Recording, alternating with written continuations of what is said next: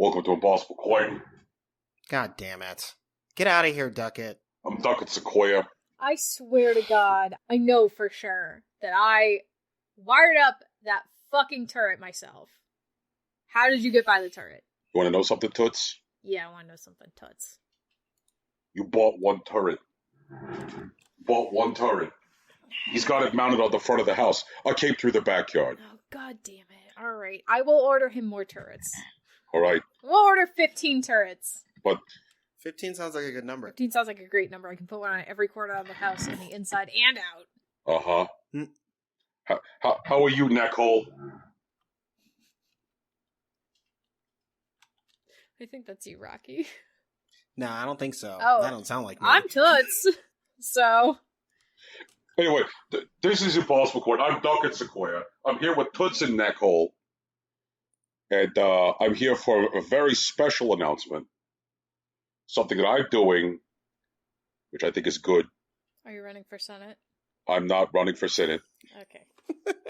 But what I've done, and I think you'll like this, is I'm turning each individual bit of Impossible Coin, snipping it up, and I'm turning it into NFTs. That doesn't even make sense. That's wholly illogical and completely impractical. What I think would be great is if people fought and scrapped and died on the internet to get a bit where Brian talks about a beer being inky and having a lot of head. You know, like if they paid dozens of dollars for that for my amusement and we contributed to the end of the world, I'd be into that. I'd like it. It would get me hard. Ducket, I hope you're cursed with an eternal and everlasting softness. My prick is hard like steel right now, Neckhole. I didn't say it to be today. I'm just speaking it. I'm trying to manifest. You're trying to manifest? Well, where's your money, Neckhole? I mean, it's in the bank. It's in the bank? You know? It's in the bank? It's in CDs. It's in various financial products. I just don't jerk off about it on my fucking podcast. Not even your podcast, actually. You show up on other people's podcasts to jerk off about financial products? What the fuck is wrong with you? Neckhole, you got Bitcoin? Who raised you, fucking Neckhole, you got Bitcoin? Yeah, I actually have a couple Bitcoins. Got to. But, you know, like, I didn't pay $50,000 to some dipshit on the internet. I mined them myself, you know? Jesus. So you contributed to ecological collapse to make fake money? Well, back then, the environmental footprint wasn't as large because the algorithm wasn't as complex, but maybe you'd know that if you knew something about the blockchain. Look, I hang out on Gab. Told me this. Shut up. I don't want... Why am I even talking to you? Can you go get Brian? Like, what the fuck? I've already texted him. Okay. So hopefully he remembers to lock the sliding glass door. God damn, I'm gonna fucking prime him 15 more goddamn turrets. Same day delivery. Yeah. Oh god, that's right. They have the center. It's just like it's down the street. They're coming. It's down the street for some reason. God damn Get the fuck out my bedroom! He's in your bedroom? He's in your bedroom? Not even in the office? Yeah, what the fuck is this? Oh, what the fuck? What the Jesus. Brian, we gotta talk about turret angles, man. This is ridiculous. I saw Tegan put it up, and it seemed fine before, but, like, he came in through the backyard? What kind of bullshit is that? Jesus, there's a... You know those, like, plastic playhouse fucking ladders? You know, they come in, like, the big, easy to assemble, like, blue, yellow, red? Yeah. There's, like, one of those, like, leaned up against the fucking fence in my backyard. Those things survive Arizona heat? Yes, they get very hot. Damn. They do get very hot, yeah. They get what we like to call balls hot. They get balls hot. Like, it... Do they, like, melt a little bit? Not really, though. They just get balls hot. It's just incredibly hot to the touch. Yeah. Do you guys have metal slides down there? Maybe we should install a metal slide. Actually, I grew up with metal slides. That seems dangerous. That seems illegally hot. No, it was definitely dangerous. Not quite illegal, but definitely, you know, very Texan, is what I'd say. What the fuck? I don't know, Brian. Jesus Christ. Like, you gotta put that turret on a higher vantage point, I guess.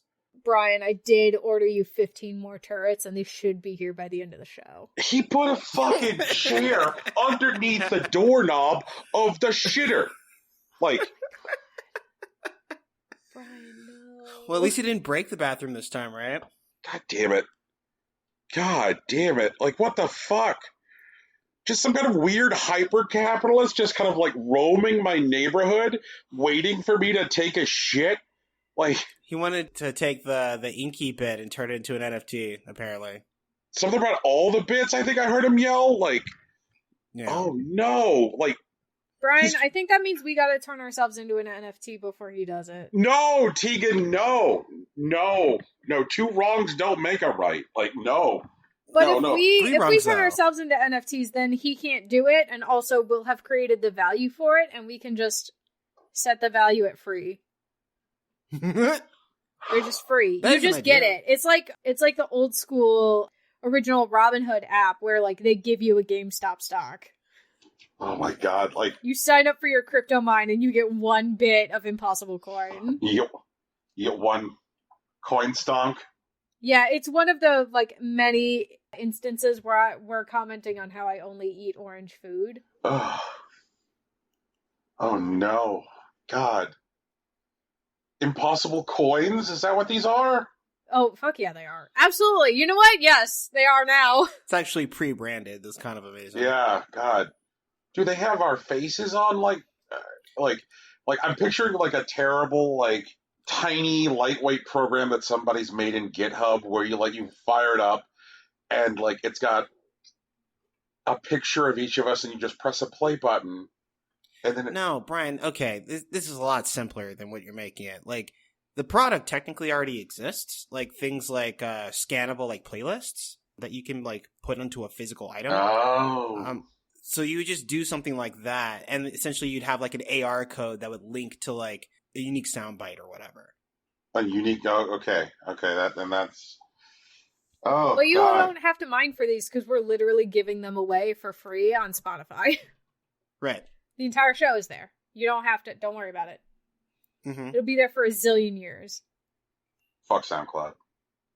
God damn it. Fucking Duckett Sequoia. Guy's a menace. I don't know, he keeps breaking into your house, man. I really don't get it. I don't understand. The Mac in the office has been fired up, and it looks like he left Honey Pop open, and 3 different browser windows for Gab. Oh, God. I mean, I guess. You just shouldn't. He's just making posts that say Parlor sucks. I mean, he's not wrong. Parlor does suck, so. Tegan, much like the battle between Alien versus the Predator, no matter who wins, we lose. I'm pretty sure you could have Duckett at this point arrested for, like, trespassing and, like. Multiple counts of breaking and entering. Yeah, and I'm pretty. Don't you guys have, like, a castle clause, or is that just Rocky and I? Do only Rocky and I have castle clauses? I think the Castle Doctrine? Yeah, that thing. Yeah. Funny enough, we'll be talking about the Castle Doctrine later. Actually. Yeah. Oh. Yeah. In relation to what? In relation to a news story about NFTs. Oh. I'm For sorry. real. Good Lord. Well, this is all garbage. But this is... You know what's not garbage? Impossible Coin. And I am not joined by Neckhole. I'm joined by Rocky Hardy. Hi. Sure. Displeased Rocky is displeased. Mm-hmm. I think he's going for provocative and mysterious. Ooh. Nice. Yeah. Also joined by Tegan Somerset. Yep. Hi, all. It's almost Not the beginning Toots. of summer. No, Not not Toots. Toots. Absolutely not. Only one person can call me Toots. And it sure as fuck isn't Duckett Sequoia. But if it keeps him from remembering my real name, that's fine. Lord. Good Lord. Well, I was studying the game. Hardbody was studying the weight of the blade. Like, I just need to, like, get those guys together so that way Hardbody can deal with him for once and for all. I don't know. Hardbody let him into the office like the first time. Granted, there was a tense situation, but like, Jesus. I mean, you know what they say? Fool me once, shame on you. Fool me twice, shame on me. So I'm willing to give Hardbody a pass for like the initial situation. Yeah, he could have been busy in a Clayfire tournament or something. Right. I realize. Yeah, these things happen. Damn, I wonder if Clayfire is getting rolled back. Oh, Lord. But I think we are gathered to talk about video games and suches and so forths. Typically. Mm-hmm. I kind of would like to grab two of our particular so forths up front, because I think they kind of like live together, which is that Rocky has a discussion topic entitled Menudo Ramen, and I have one entitled Spiraling into the History of the Hamburger. So why don't we kick off our video game podcast by talking about food? Okay. Sure. Rocky, tell us about the Menudo Ramen experiment. Oh, yeah, it works. What is Menudo Ramen? Okay, so Menudo is a pretty common Mexican breakfast dish. It's essentially a beef broth spiced with like cayenne and like chile that's filled with hominy and beef tripe. It's usually lightly spiced on top of it, like with fixins, like, essentially raw onion slices and cilantro. And lime juice is also a favorite. But I pieced together that like the spicy like ramen that I normally eat very much looks like menudo, or at least like the menudo broth. The only real difference is that it's like beef stock versus pork stock, honestly. So I started thinking about like how to put together a bowl of ramen with like a menudo broth as a base. And honestly, Mexico already has something similar to that, like sopa. But like, to be honest, there isn't a lot of pasta dishes in Mexico. I theorize because it's the lack of humidity, but that's a whole other thing. So what I wanted to do is take my menudo stock and then try to make something that felt like an honest fusion of the two dishes. So I took the menudo broth. I used something canned. And like I essentially like filtered out the broth and separated like the tripe from the hominy. And then made my noodles from like a shimmer and yum package. The shit that I don't usually use. It's a pretty durable noodle, so I was happy about that. And then using the beef stock, I basically replaced the pork loin that I normally use with like the tripe. I couldn't use like bamboo shoots. That felt strange. But I did find some pickled nopales or, cactus slices, which is like, something similar, to be honest. And so I used that as part of my fixins. I didn't use scallions, but I didn't have to because I just used the raw onion slices. And I used a bit of hominy. The bowl that I took a picture of that I ended up putting on Instagram, I ended up using a bit more hominy that I really felt necessary to the dish. So I'll probably use less in the future. And then, I just like drizzled some lime juice over it. It was a good time. Like it was a surprisingly little amount of work that turned out to be a pretty comfortable fusion. I'm looking forward to doing it again. Oh, man. That sounds like such a good idea. Oh, I forgot. So ramen does actually typically have eggs. And so I didn't want to keep those. But instead of, marinating it in like soy sauce and like mirin, I marinated it in chile de árbol salsa, which is, famously pretty hot, and some lime juice. I took the soft-boiled eggs I normally make. I made about 4 of them. And I had them sit for about 18 hours was the earliest batch. And I think I made another bowl with like some 36-hour eggs. And, they sliced well, so they still look like good soft-boiled eggs. The interesting thing is that I got like the taste of árbol, but it didn't really absorb a lot of the spice. So it just tasted like a unique like egg as opposed to like a really spicy one, which I'm still thinking my way through. I don't know if I want the egg to be spicy, but I'm a little surprised that it didn't. That's a whole other thing. This is a good plan. I'll make you a bowl sometime. Yeah. It makes me want to bite many things. Like hamburgers? Oh. So I've been locked in a spiral. Okay. Brian has been spiraling into the history of the hamburger and like the history of the hamburger as in relation to American fast food, and then like kind of like pushing out of the edges of global fast food in the context of the hamburger, like the Malaysian rubbish burger. Okay. finding out like why the slider exists. Like that's fascinating. The slider is tiny hamburger. Right. It's just hamburger, but small. Right, but why is it small? Who is that supposed to serve? Not everyone's mouth is big, and so small hamburger. I figured it out. I saved you hours of Googling. That is one answer, Tegan. Oh, it's the right answer. The actual answer No. is anti-German sentiment following World War I. What? That's interesting. Yeah.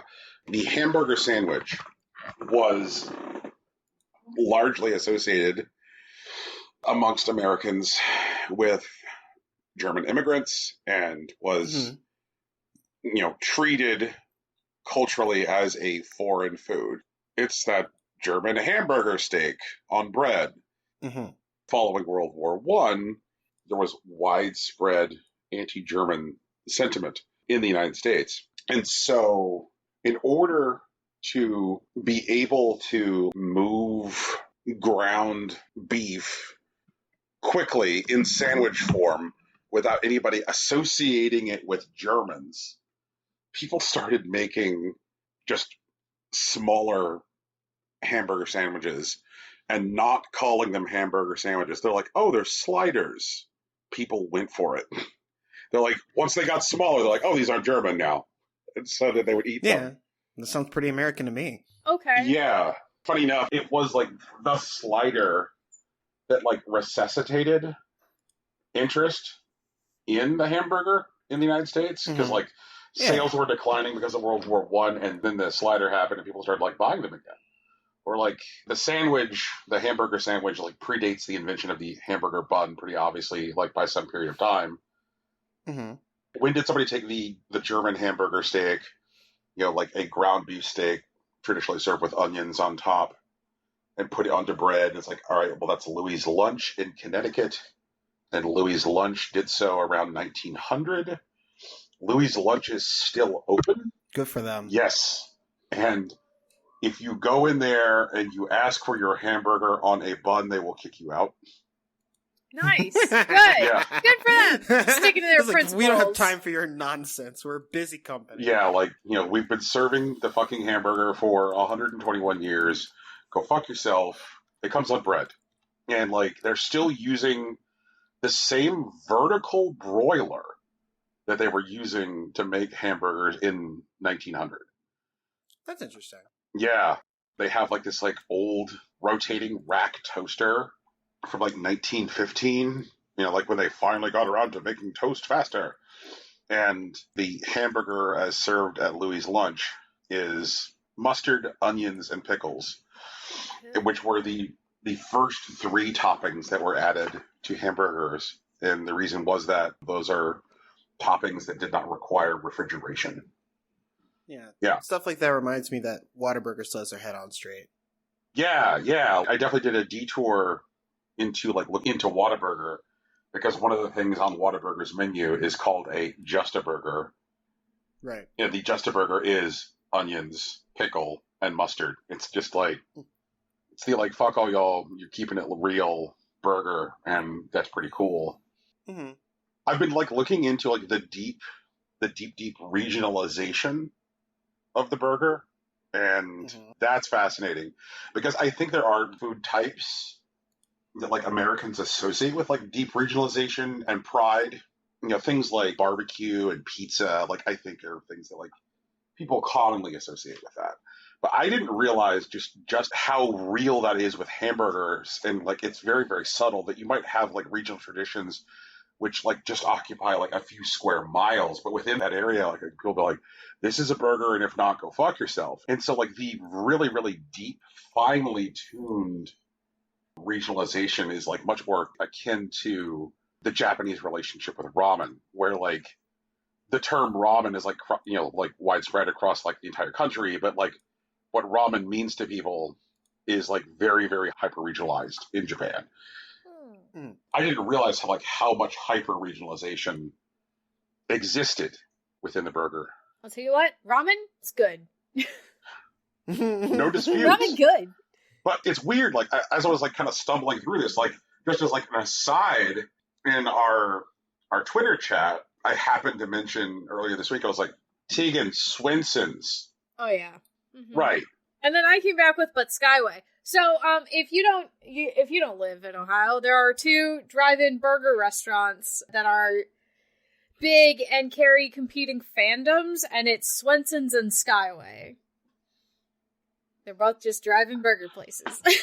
And, like, Tegan's not fucking kidding. Like, I poked around on the internet and, like, people are fucking mad. Yeah, because if you like a Swenson's burger, you're garbage. I see which. Yeah, I got my feet down for this one. Yeah. Okay. No, Skyway's the superior burger. Skyway's the superior burger. Also, I do want to highlight something that I hate about the burger discourse in America. Mm-hmm. Is there used to be a place called Silver Streak. They used to sell burgers here in the Southwest. Mm-hmm. Their claim to fame was a 3rd pound charbroiled burger.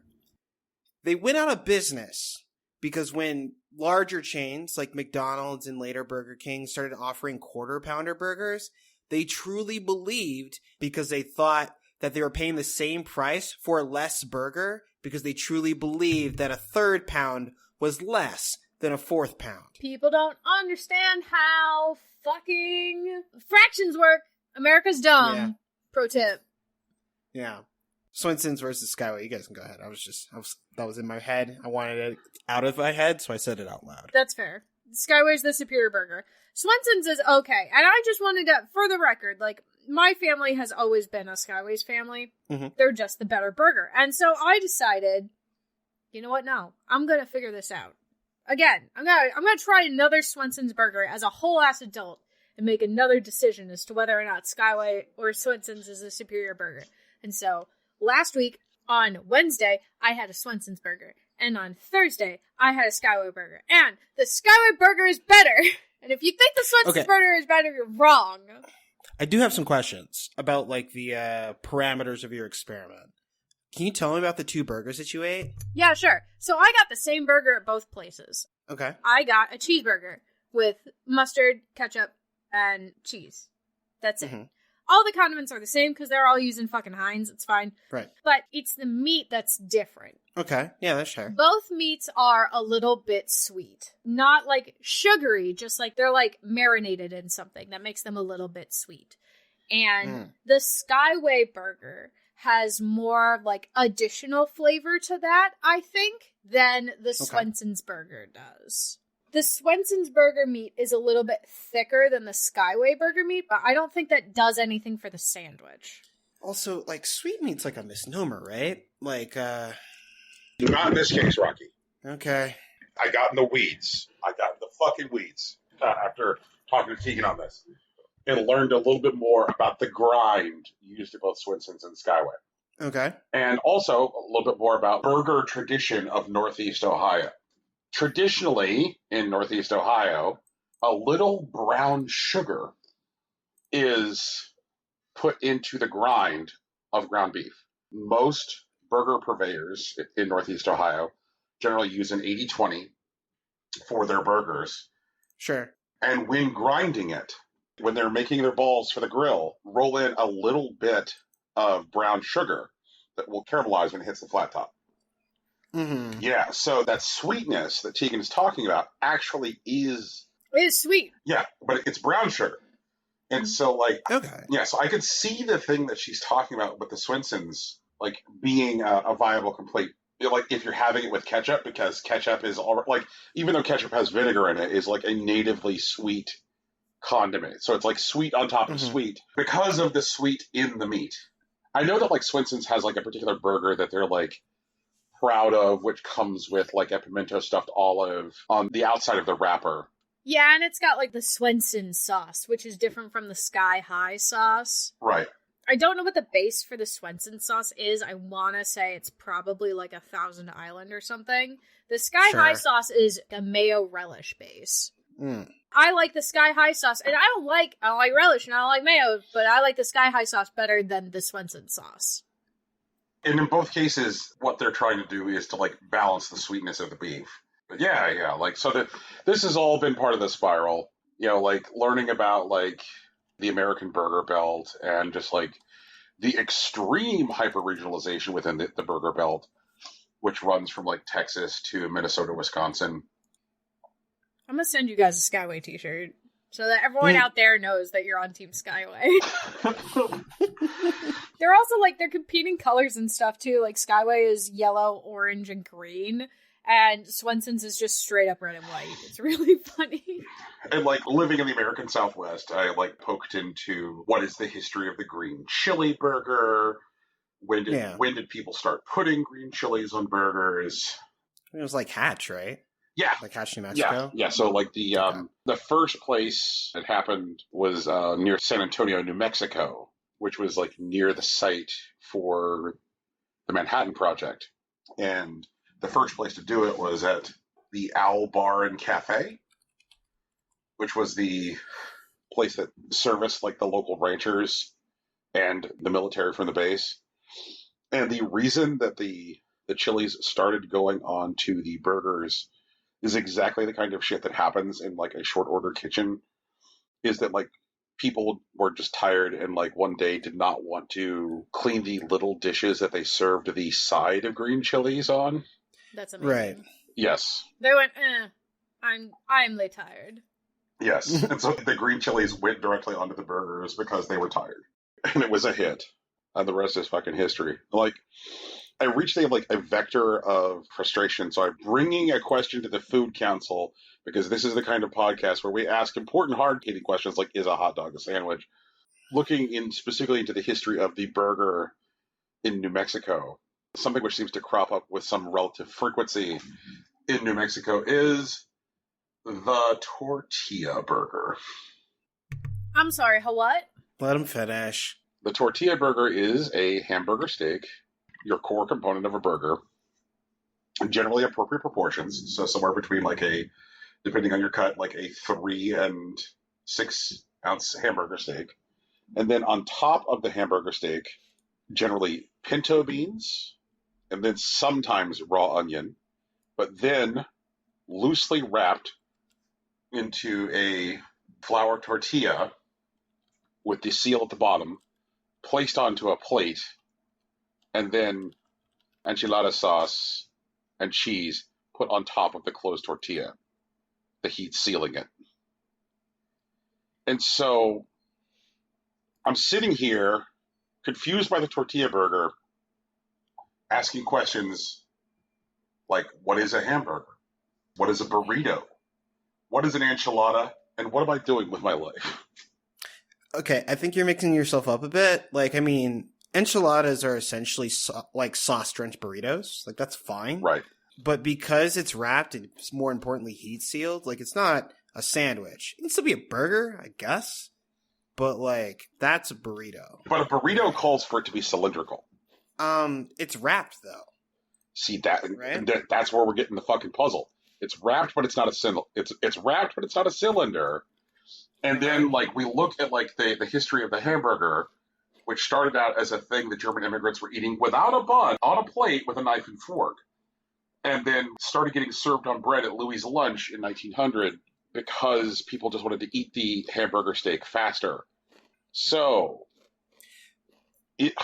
Brent, you're mixing yourself up, and I'm not entirely sure why. Like, remember the food cube, right? Like, if you look at, like, the planes that are covered in terms of, like, the cube, we have 4, like, sections. Like, even if it is loosely wrapped, so, like, here's my sides, problem top, bottom. But here's my problem with the food cube. I feel like the food cube is an internet meme and a joke and has no real interest in truth. I think that's your personal bias, man. Like, I think it's really trying to, like, figure out what food, like, can be categorized as. But I think that what food can be categorized as has, like, more to do with, like the etymology of the dish and, like, the history of the cuisine. Okay, this is what I'm saying, Brian. Like, I'm calling it a burrito because that's the term that I'm most comfortable with. Okay. But, like, it could still be considered something like a roll or, you know, like a torte, a crepe. Like you can sit here and say crepes are burritos, and that centers, like, essentially the Mexican-American experience. But, like, what I'm saying is that this food is wrapped in 4 planes, and has the same, like, construction as that of something like a burrito. So I guess let me tell you the answer that I arrived at, because we haven't gotten to that, because I did arrive at an answer. Mm-hmm. I arrived at an answer, which is that this is simultaneously two different things. It is truly a dish which exists in two different spaces at once. It is a burrito and it is a hamburger simultaneously. Oh, no, I'm not contesting that at all. I'm just saying, I guess with this addition, like the burrito burger, I am forced to amend the idea that all burgers are sandwiches. Because I don't think this is a sandwich. I think it's a burrito, but it's still definitely a burger. Fascinating. So, I've been in this spiral. Yeah, and looking into it and, like, finding out, like, how, like, stuff like the Great Depression impacted burgers and... Wait, burgers were around during the Great Depression? Yeah, because they were made before it, right? Right. Like 1900? Right. That feels weird. Okay, cool. Yeah. Sure! I can't imagine my grandmother eating a burger before, like, the 60s, but okay. I will accept that this is a thing. When the bank started buying up all the land because, you know, the grain stock tanked, it just means the only people that could sell burgers were bankers. Hence Bankers Burgers. Okay. And the term Banker's Burger, which actually is a legit term, did rise during the Depression. And it was to mean a burger at the time that was made entirely of beef, because people who were still eating burgers because they were popular cuisine during the Depression were finding ways to stretch their beef, either by adding another meat that cost less, like pork, so like creating a burger that was like 80% beef, 20% pork, or like adding like day old stale bread or crackers, so that way when they threw it on the griddle, it would flash heat and retain some of the fat on the griddle. Yeah, so, like, and those were, like, slug burgers or dough burgers. A banker's burger, to connote the wealth, was a burger that had nothing but beef in it, because that fucker has not been impacted. It was a flex. Yeah. Yeah. Gotcha. Weird flex, but okay. Flex it with your burger. Yeah. Yeah. Sure. And this whole thing, like, I didn't know that, like, Taco Bell started out as a burger place. Found that out. Oh, yeah. Yeah. Now they've, like, moved away from beef, like, almost entirely, though. Right. What a time. Didn't they bring back the potatoes, though? They did. Okay, good. Yes. They realized they made a mistake because, you know, they declared war on their own constituents. They really did. But they started out as, like, Bell Burger in San Bernardino, California. And the guy who started Taco Bell, a fellow named Glenn Bell, was, like, mesmerized by the lines at the taco stand across the street, which were incredibly long. And he spent a long time trying to replicate the tacos in his kitchen. And then, like a motherfucker, he got invited into the kitchen of the taco stand across the street.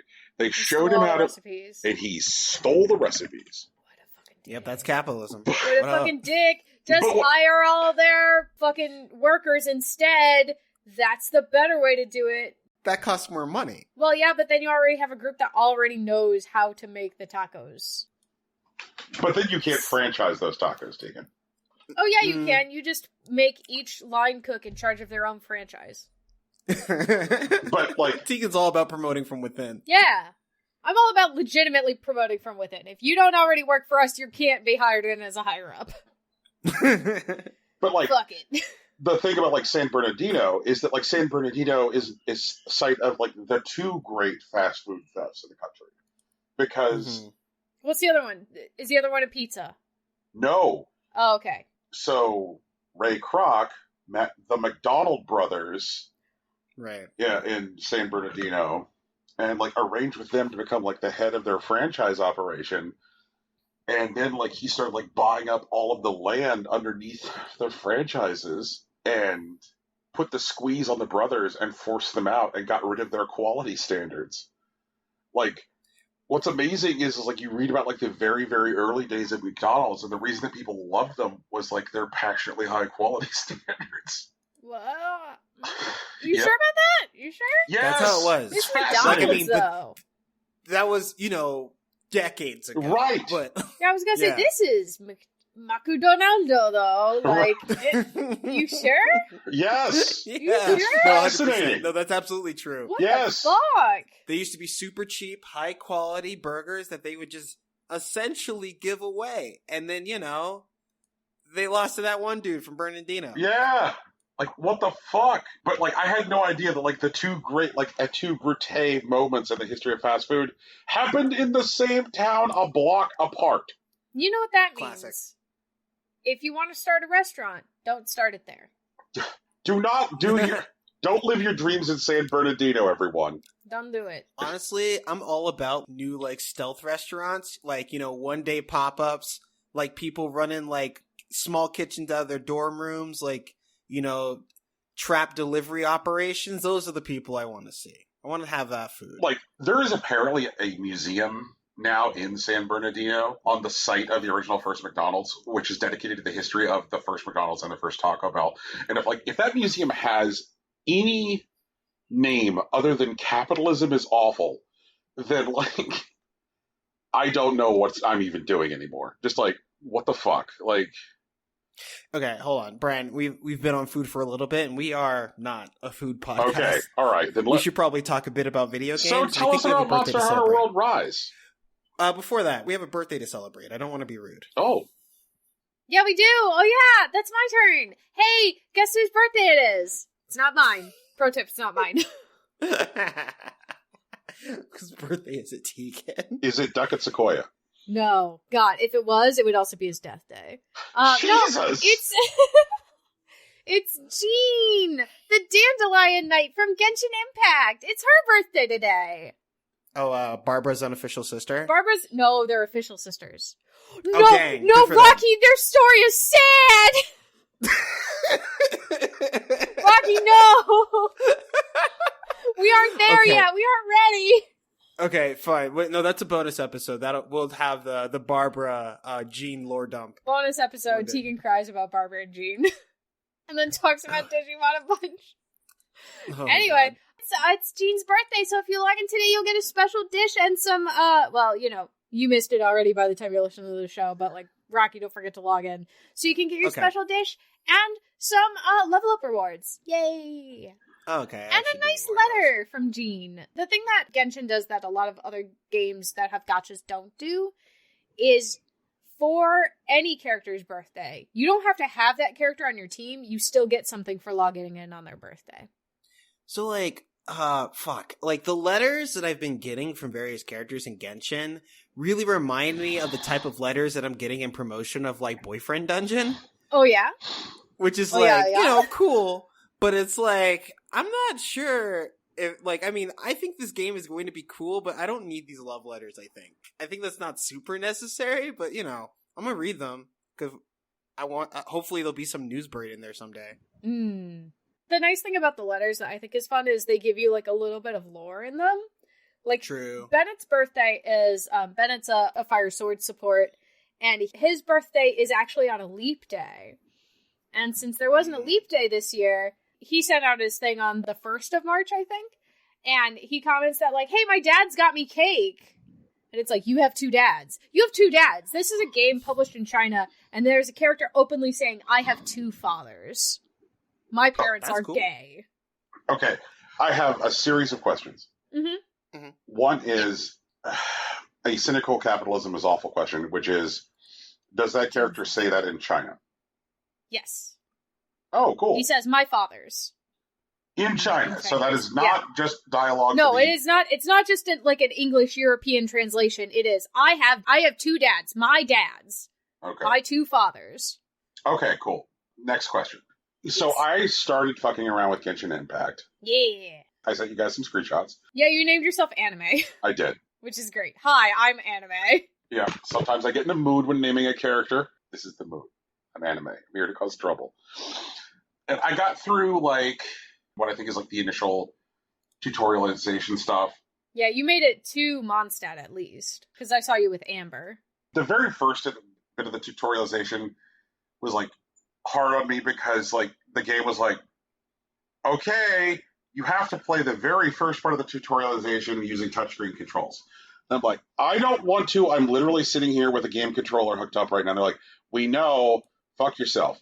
And I'm like, okay, fine. And so I finished, like, the very beginning. I go to the thing. I activate the thing. I kill a couple things that look kind of like Dime Store Dragon Quest slimes, and they're like, okay, you're done now. You can now use the controller. So then, like, I found a person who was, like, cooking in a pot by the side of the road, and they're like, you could cook in my pot. And so then I cooked in their pot, and then I found a lady who was like, help me come fuck up these, like, things in this camp. And I was like, no problem, I will help you do that. And, like, all of this stuff was, like, fun, because, like, at this point, like, the controller is going, and, like it seems like the controls are pretty intuitive. And I started, like, climbing all over shit. And I'm like, this is neat. I'm climbing all over shit. Then I went into, like, a more heavily wooded area, and, like, this might have been before the lady showed up, but, like, this big fucking thing popped out, and it's like, check out this big fucking thing. And so then I went to the town. I'm like, what is it, Mondstadt? Like, anyway, I go to Mondstadt. No, Mondstadt. I go to Mondstadt. Yeah. And that was kind of when, like, I think the game, like, opened up. And I was like, holy fuck, what do I do from here? And so, friends, that was when I put it down, because I was like, I need to bring this to Rocky and Tegan and to find out what I do from here, because, like, when it dumps you out into Mondstadt, into, like, the town square, it kind of feels like choice overload. And so I wanted to, like, figure out, like, what do I do from here? Because so far it feels very much like a single-player RPG in, like, in the early goings. And I'm like, is this the experience of this game? Because, like, yes, that's neat. Because, like, absolutely. Yeah, like, so much of, like, the way this game gets talked about is, like, I guess, like, the multiplayer component, or people use terms like, oh, well, you know, MMORPG. And I'm like, this feels like a single-player role-playing game. I mean, it is an MMORPG. That's still, like, correct. But I feel like we've actually talked about before that it's, like, largely a single-player experience. Man, well, that's cool.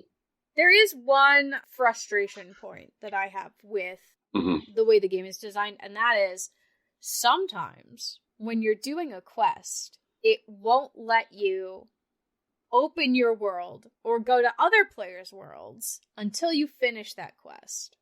Oh, and that's a little annoying. But other than that, it's super fun. Neat. Yeah. Okay, so now knowing that I'm in the town square of Mondstadt, and I put it down because of the sensation of choice overload, and I wanted to bring it to you guys to say, where do I go next? What do I do? Do whatever, man. Yeah, pick a quest line and do it.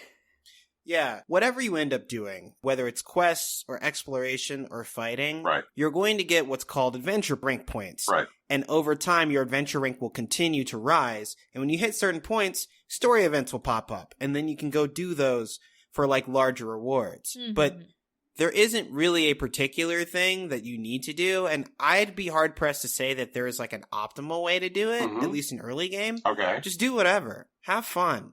Cool.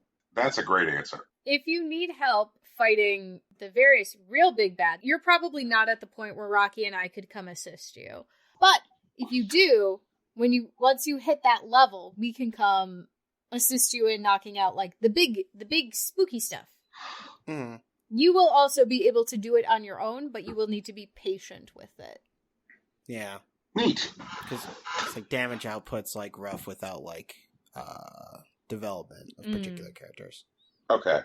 But, like, that's not something I need to worry about now. Like, no, absolutely not. You can just go and do. I can just, so I'm currently in a fuck off phase. Like, I can just fuck off and do whatever I want. Play around with your elemental reactions, like, get used to that kind of stuff. Don't feel bad about like switching characters in and out in combat, like, get used to that sort of thing. That's about it, you know? Hang out, have fun. Mm-hmm. Cool.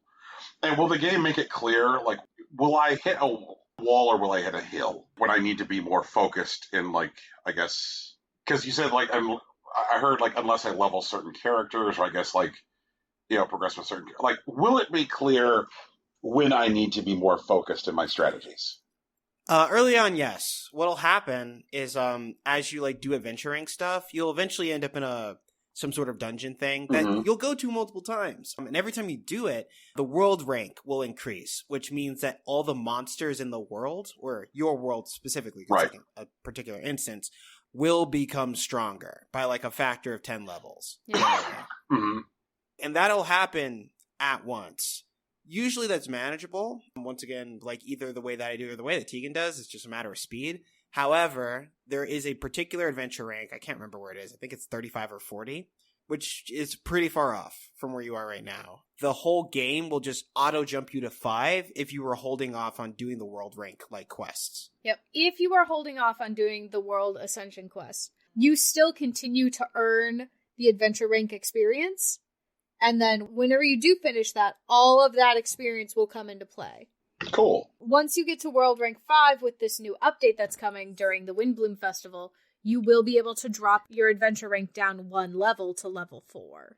And then if you want, the next day, you can ascend it back up to level 5. I'm going to drop it down to level 4. I'm going to be able to fucking do some shit finally. God damn. I can't wait to do stuff. You just push the kuching to level 80. Like, dude, I can't. I can't right now. I can't. Oh. I don't have enough core lapis to do it. And I'm struggling to farm right now because everything is murdering me. Not everything, but a lot of stuff is murdering me. And I can't open my world, and I can't go to anybody else's world right now because I have a quest that I can't finish. Oh, that's right. Because, like, world affecting quests. Yeah. So I can't do anything until I finish this quest. Oh, also, I feel like I should tell you, because I think... I have to double check again, but I think you can't mine in other people's worlds. You can. Oh, no, you can't. You can't mine, but you can pick up what they mine.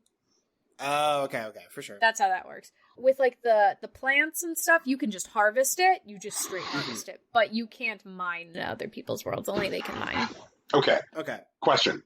Yes. Mm-hmm. So, like, right now I'm able to switch back and forth between anime and Amber. Uh-huh. Do I reach any kind of, like, maximum party size where, like... Yeah, it's 4. Okay. Maximum party is 4. If you have 2 characters with the same elemental ability in your party, they get boosted. Okay. Mm-hmm. They, like, boost each other. Different elements have different reactions that do additional damage, which you'll start to get now that you have Amber in your party. Mm-hmm. Yeah, you'll get Swirl. Yeah, the protagonist has when if something is like on fire or whatever, if it's affected by an element, the wind power, what it does is a reaction called Swirl, which basically takes that elemental like lock from other characters and blows it around on other enemies. Mm-hmm. Which is neat. Fire is a useful one, I find. Fire's pretty good. Oh, Brand, that reminds me, you should roll early. So, yeah, like, you definitely definitely get, like, Primogens, like if you get like 10 rolls pretty early on, you want to just do those. Okay. I think they give him like enough to do, I think, a free 10 pull on the beginner banner. Oh yeah, you should do that early too. You'll like Noelle. Okay. Noelle's cool. She's a support, she's a tank. And she makes sword, though. Yeah, and she makes mining very easy because she is a tank. So far this game reminds me, like, if I were to describe this game, is like, what would happen if Breath of the Wild and, like, the later super horny Tales games just went off to a bedroom at a party? It feels very much like Breath of the Wild meets Tales. And that makes some sense, yeah. I think I'm into that. There is one thing in this game, just one thing so far, that I'm ready to bomb from orbit. I like everything else. Is it Paimon? It is fucking Paimon. I fucking hate so cute. Fuck off, Brian. Paimon's great. This weird, obnoxious fucking toddler fairy. Oh, God. No. Is it her voice? Is that the Yes. problem? Switch to another language. He doesn't like the squeaky voice. Switch to another language. Her voice is still high, but it's less, like, squeaky. Mm-hmm. Oh. Does I hate Paimon really ready to fuck off? Yeah. Yep. Paimon's cute. And, like, she, like, cuts, like, the normal, like, bullshit RPG nonsense that, like, you get out of silent protagonists. Which is, like, you know, good. Like, I need more of that, actually. It is good to have a reduction in silent protagonist bullshit. Yeah. Rocky, there was a thing you said on the internet that I want to hear you lend clarity to. Sure. Which is 13 Sentinels, Aegis Rim is the game I wish I had played instead of Kingdom Hearts 2. Yeah, I stand by it. I hear you. I'm just hoping you can like give us some deets and walk us through it. Oh, that's right. I forgot. Brian. Oh, God. All right. So Kingdom Hearts 1 came out, right? And Kingdom Hearts, to this day, probably still stands, even through its jank, as one of the best video games that have ever been made. And it was like, you know, a definite, like, happy accident. There's a lot of things that they did that couldn't have been on purpose. And then there are some, like, levels of depth that were, like, explored through, like, very simple choices at the beginning of the game that had significant consequence. It felt like you were doing stuff, and it felt like the story was happening around you, and you had something to do with it.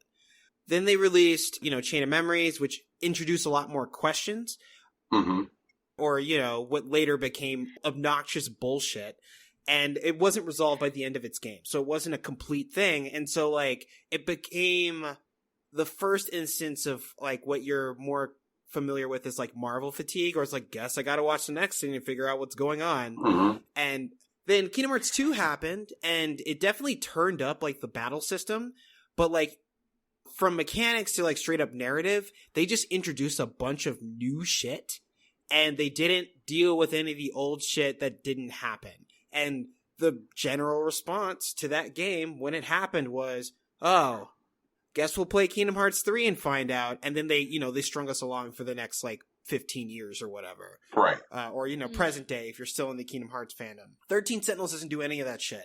Well, you know, any of the bad shit, I guess. 13 Sentinels, like, is a completely batshit insane story with layers upon layers of intrigue and, like, deception and, like, misdirects, both in, like, narrative and, like, character, like, presentation.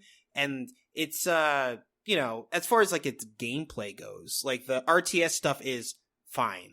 But, like, the visual novel exploration, the character presentations, and, like, the voice acting is fucking incredible.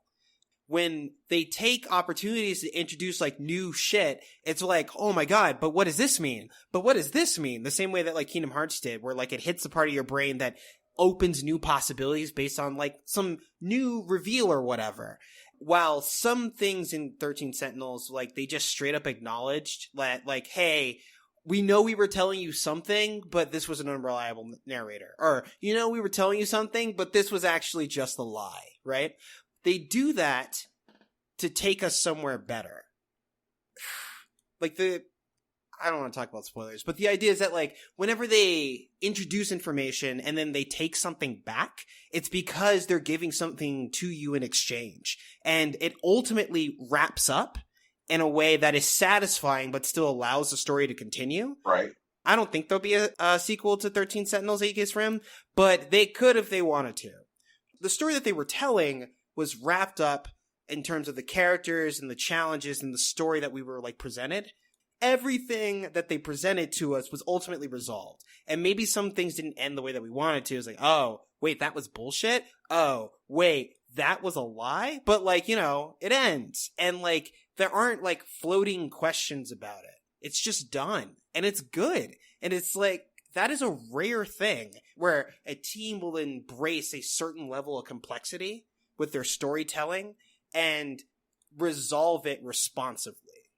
Like, usually they miss something, or there are questions that weren't completely addressed, and usually the answer is, you know, honestly, we didn't have enough time, or we couldn't wrap this up. Right. But they did. They wrapped it up, and it was great. Man. Oh, okay. I just need to fucking play this video game. Yeah. Man. Damn. Okay. I think at this point I feel straight up ashamed that I haven't. Welcome to where I was 2 weeks ago, Brian. Oh. But, you know, whatever. I have, you know, found the 13 Sentinels. I have secured the Aegis Rim, and I had a great time doing it. There's extra stuff that I could do. I realize, even though I've gotten 100% of the story and did, like, 100% of the story-related, like, RTS stuff, there is a new 4th ward that's available that I can, like, play through that apparently has north of 100 stages to go through.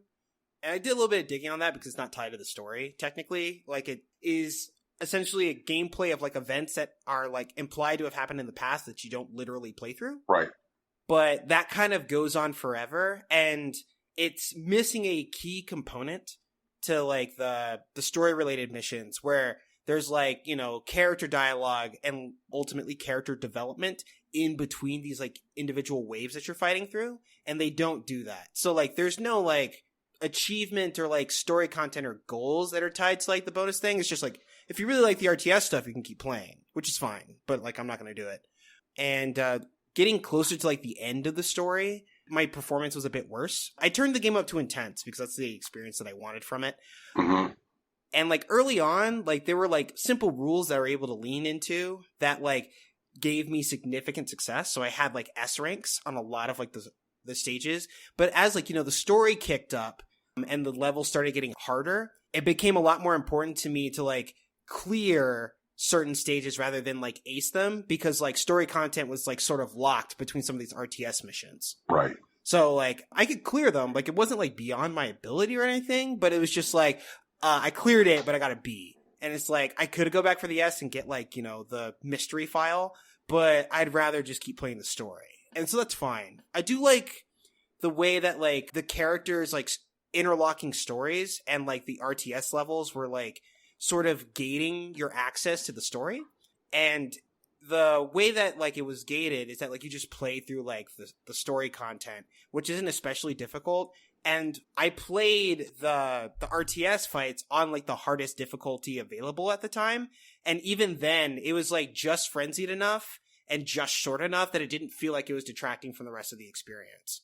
So like, I got to play it less so I could focus more on the story, which is the thing that I cared about, which is, made like RTS stuff like serviceable at best, honestly. Like if I had played this game in fucking 2005, when I was like 14 years old, when Kingdom Hearts 2 came out, I would have never touched Kingdom Hearts 2. I would have forgotten about it. I wouldn't have been able to put up with any of its shit for the next like 10 years because I already had 13 Sentinels Aegis Rim.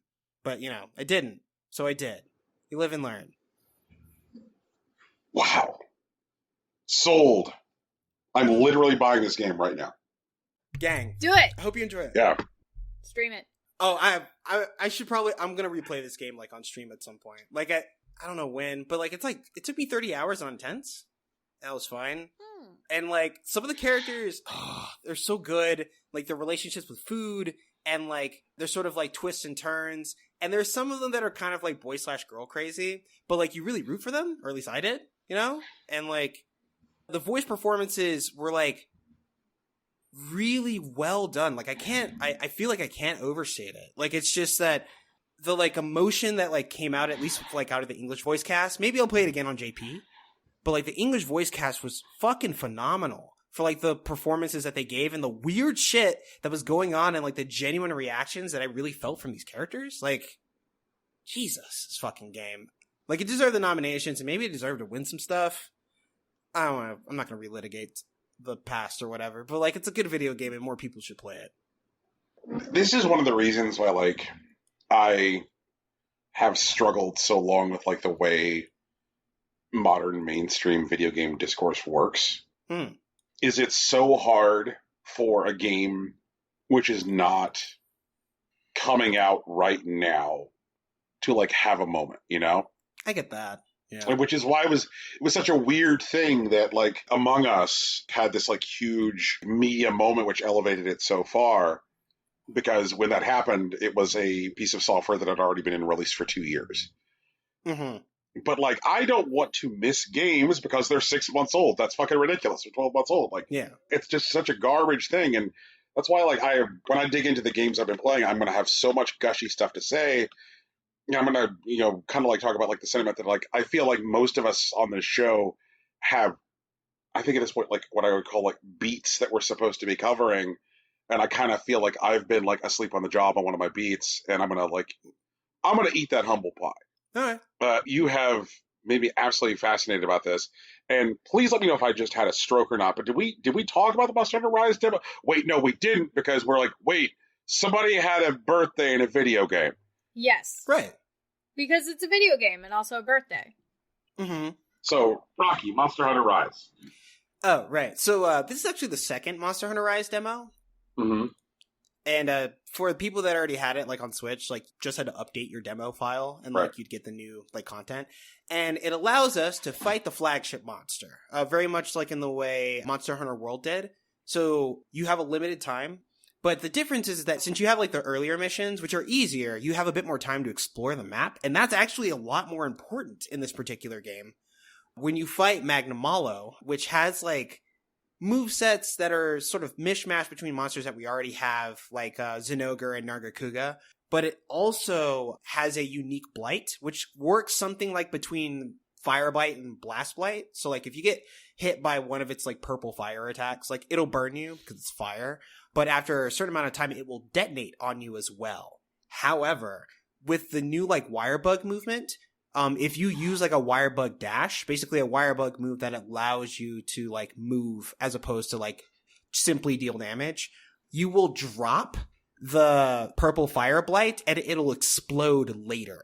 And that is actually a key tool to fighting against Magnamalo. Like when you get burned that way, instead of, just taking the hit or like trying to undo it as best you can turn it against the monster as a weapon, which is really reminiscent of something that happened in like Monster Hunter 4 with Gore Magala, which had like a frenzy type ability that like if it hit you, it gave you like negative stats. But if you were poised enough to continue your offense, it could turn out to be a significant buff for you instead.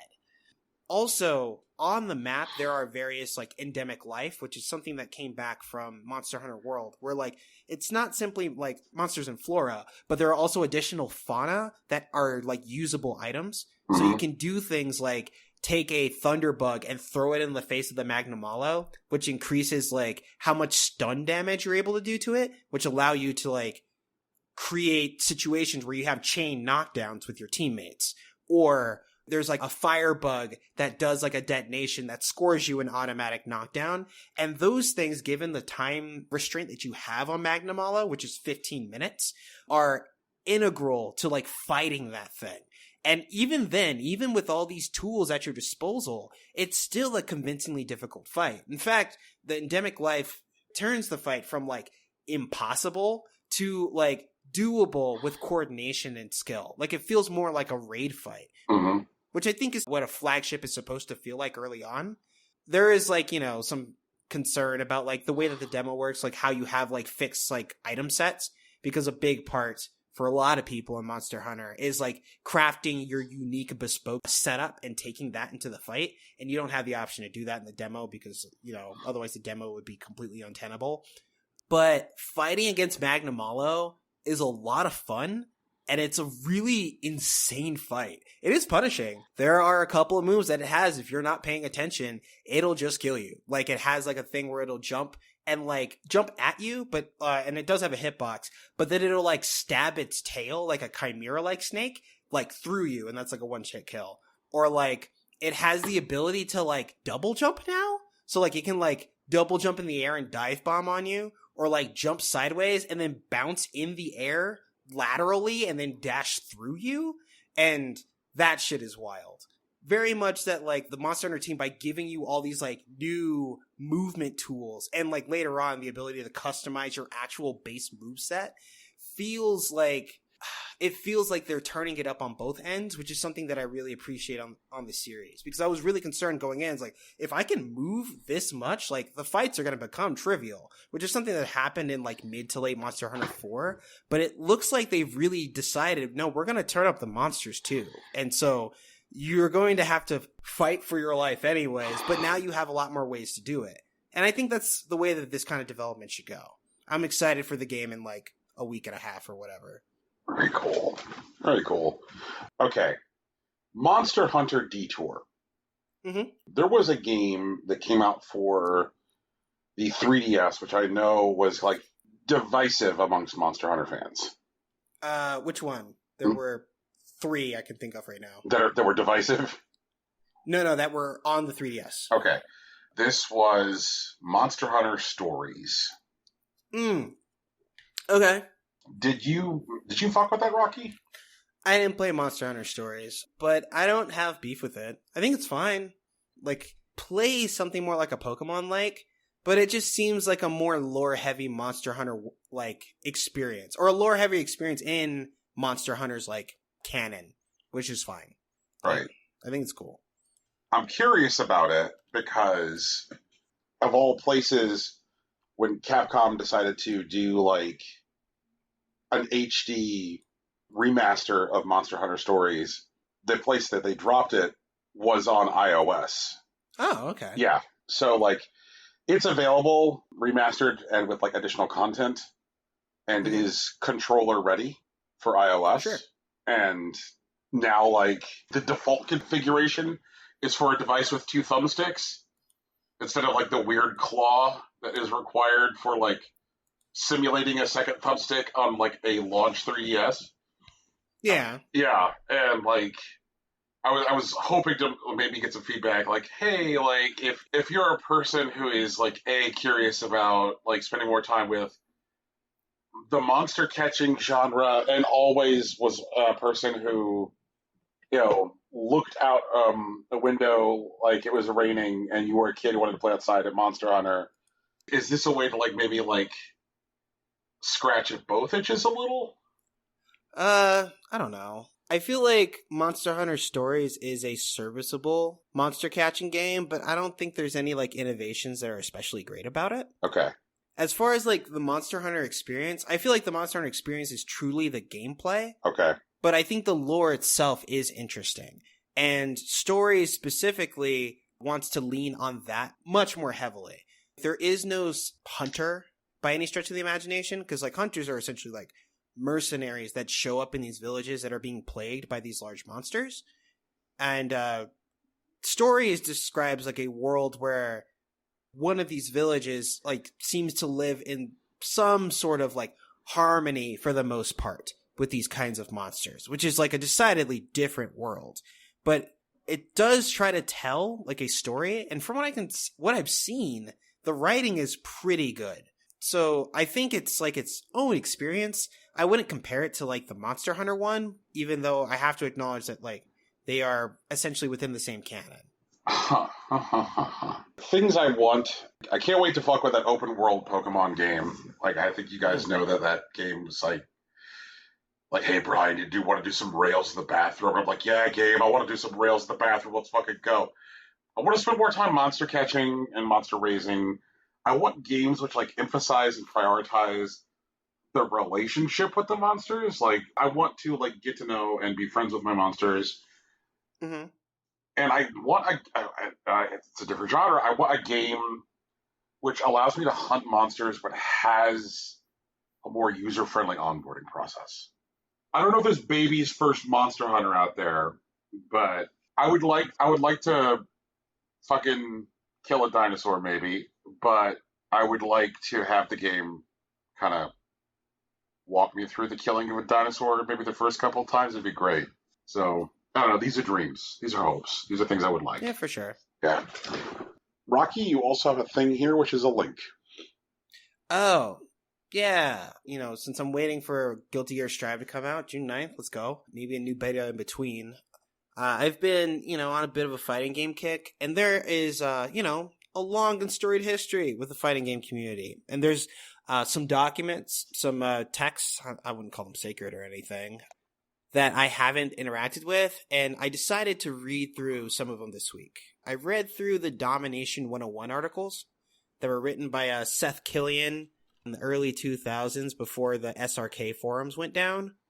And it was more of an indictment of, like, negative mentalities with, like, players that were either becoming frustrated or vitriolic. Well, no, the articles themselves were definitely vitriolic, but it was definitely, like, fighting, like, this loud and, like, frustrated and wrong, like, scrub mentality that was coming up in the emergence of, like, widespread internet.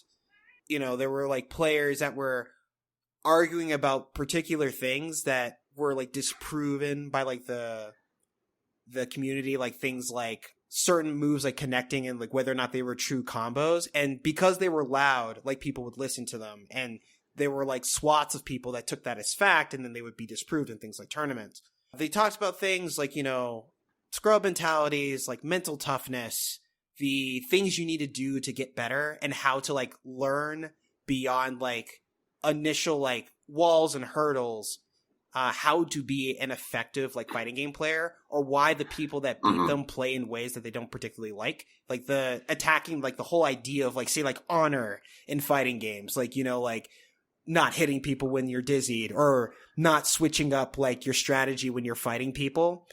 Because like if they're not adjusting, like you should just win, because like using like lower amounts of like brain power, the least amount of like focus that you can put into a particular game will serve you better in like in a tournament environment, because like tournament environments are like inherently like disruptive, like they're loud, they're smelly, there's people bumping into each other, and like everyone's trying to fight over like this particular money. And so like if you can win through that by conserving as much like energy as possible, that will serve you better down the line. Or like the idea that like when people watch fighting games, like the things that you don't see are actually like the things that are worth remarking about. Like the people that like that don't play fighting games, that like will watch a combo and they'll decide that combo doesn't look that complicated, I could totally do that, fighting games aren't that deep. But like the idea is that like you're in a tournament setting where like you have all these like stressors that are already happening, and then you hit that combo on the moment is an entirely different situation than like, you know, sitting in a training room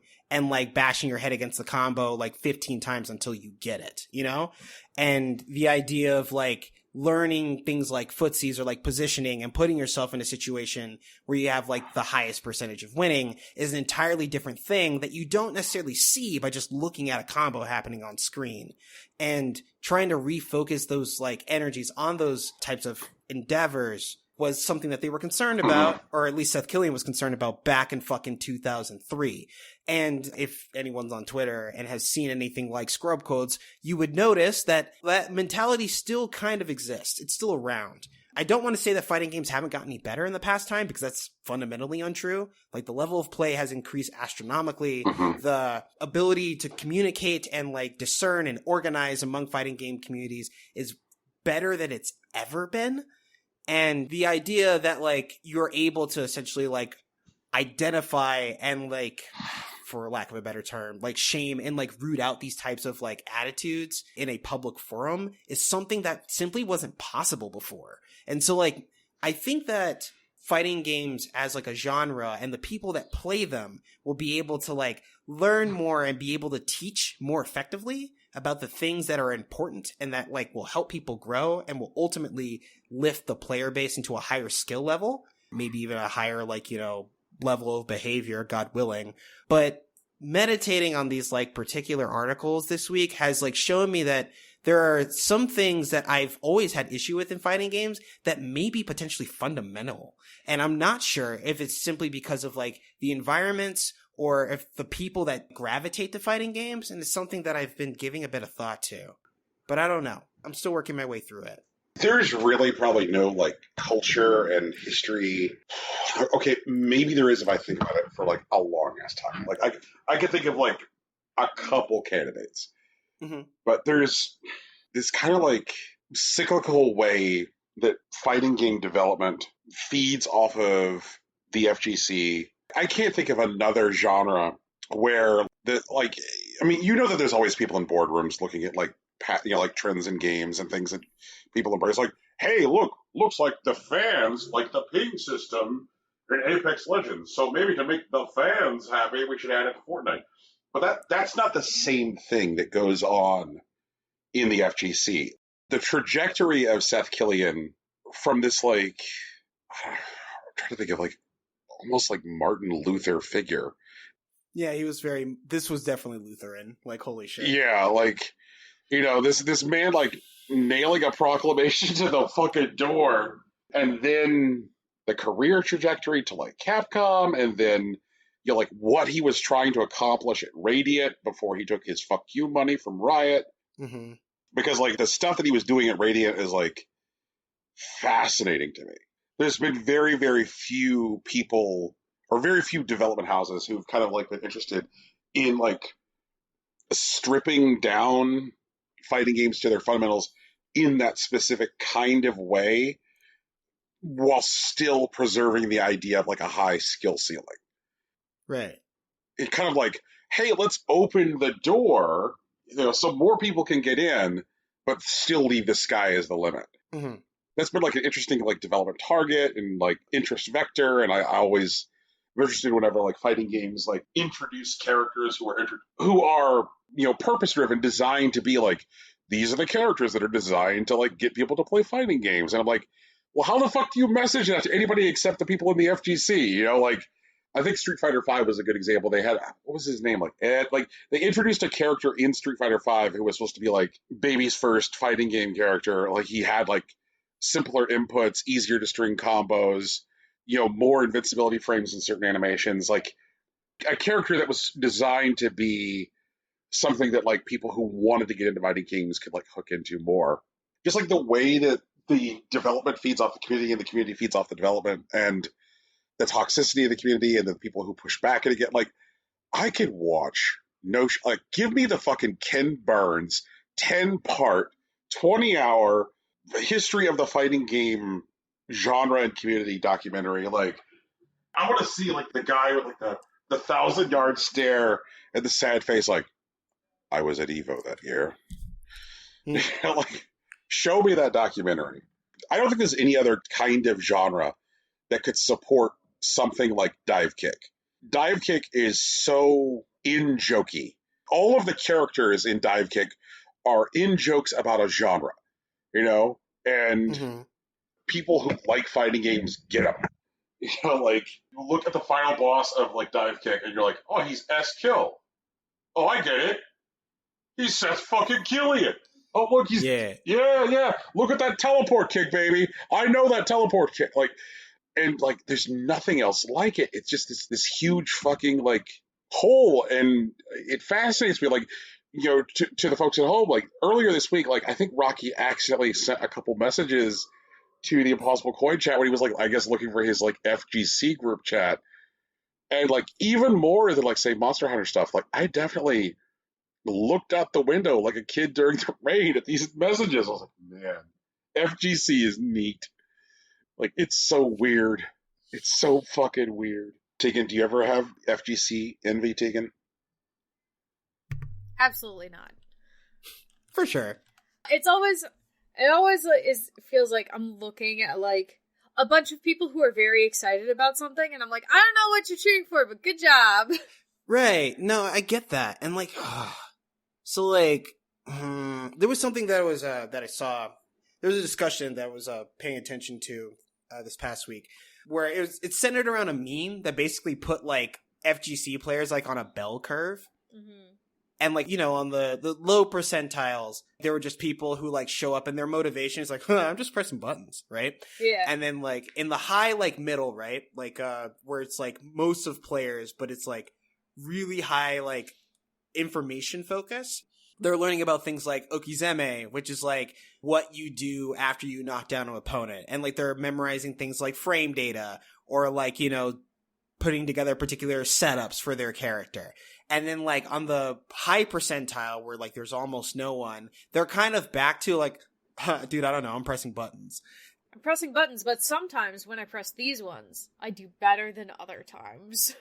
Right. And like, the thing is that the high percentile players, what they end up doing is that they internalize all of, like, the rules, you know, like Okizeme and all that stuff, but, like, they don't have to think about them anymore. Like, they have the muscle memory and they're, like, playing stuff. Like, there's a particular example that was brought up where if you're fighting some guy, right, and, like, they press a button and you're blocking, and the, like, middle of the round, like, guy that's focusing on all the data, it's like, oh, that moves plus. And in, you know, in the ancient book of fighting games, like section 7, like, subsection 3.140, I have to block here, right? And then like the opponent's not thinking of anything, we'll just walk up and grab them, right?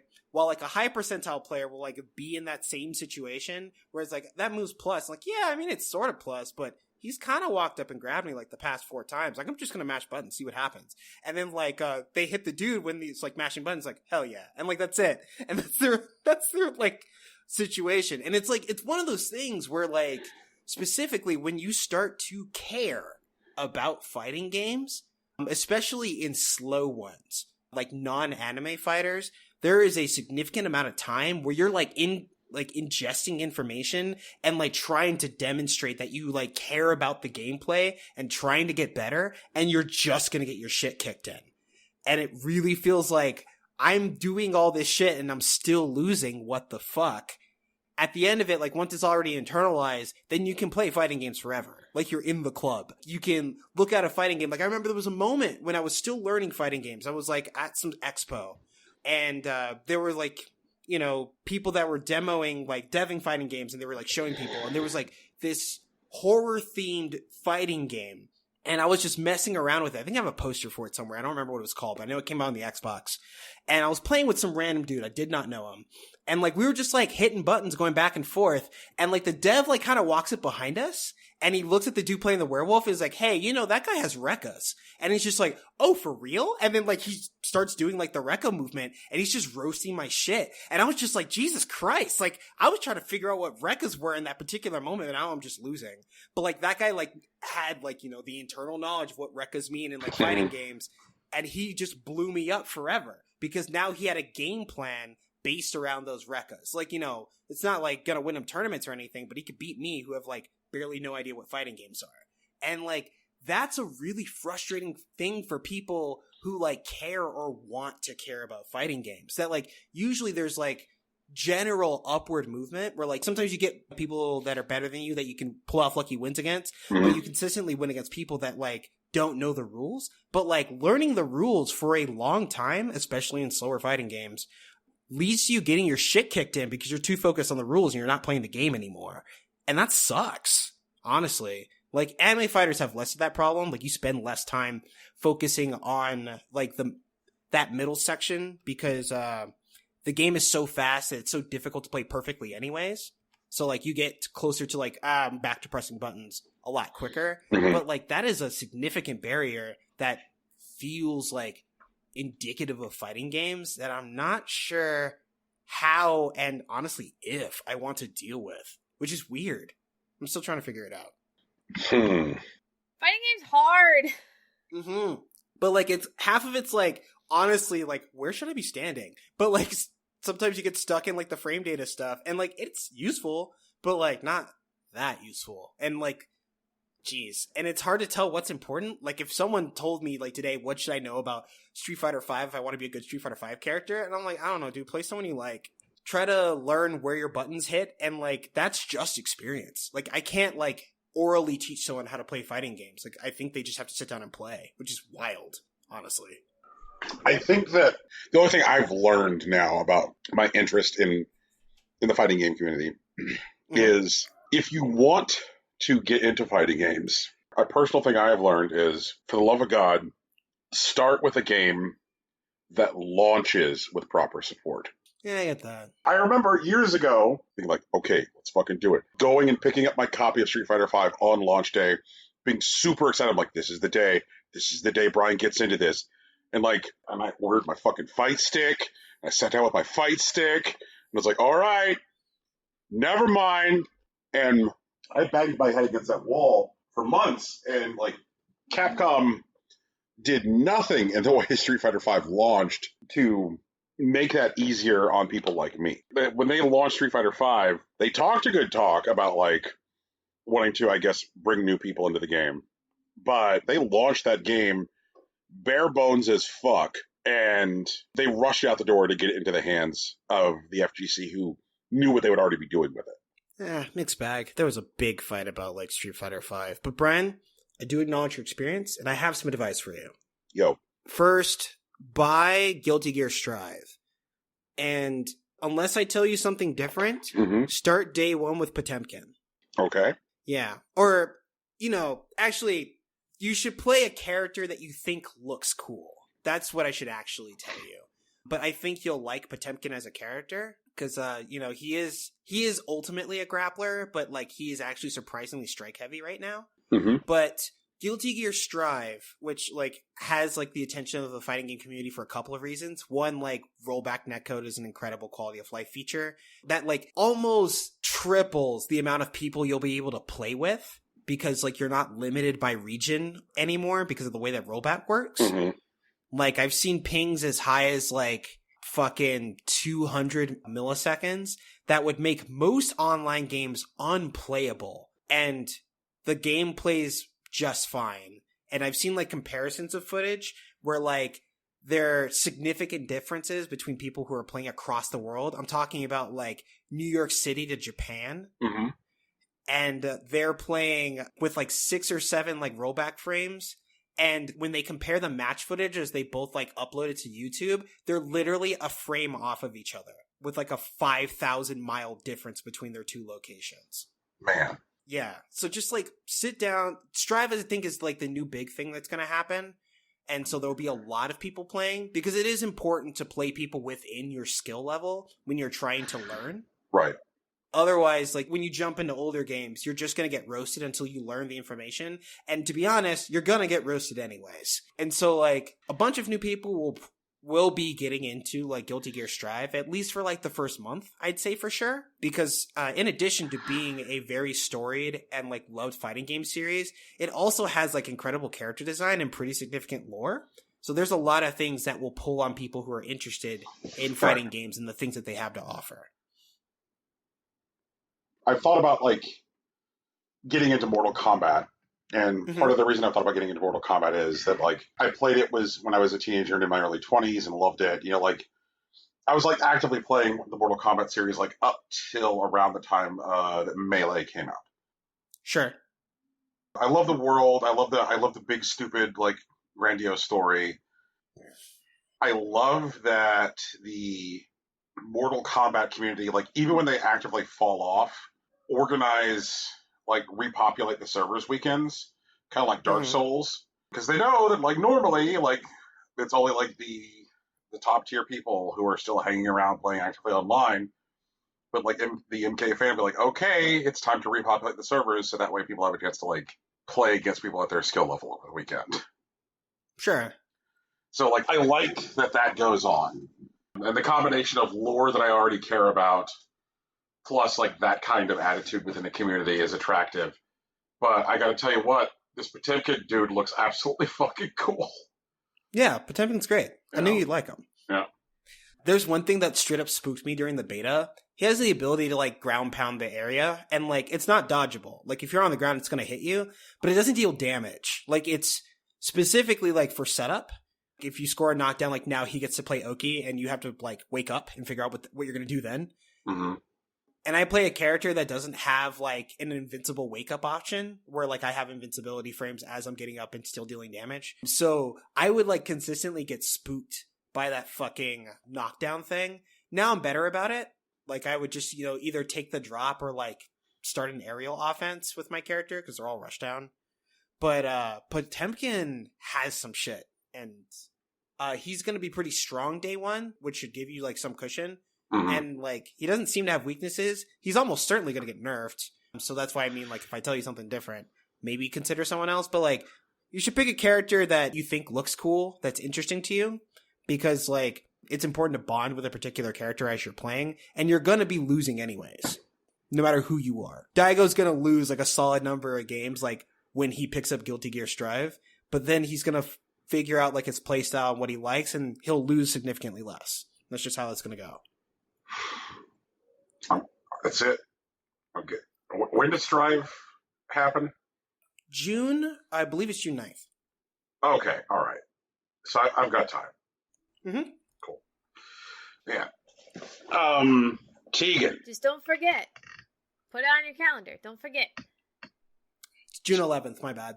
Tegan, speaking of calendars, made it to February. Yeah, I made it to February. So,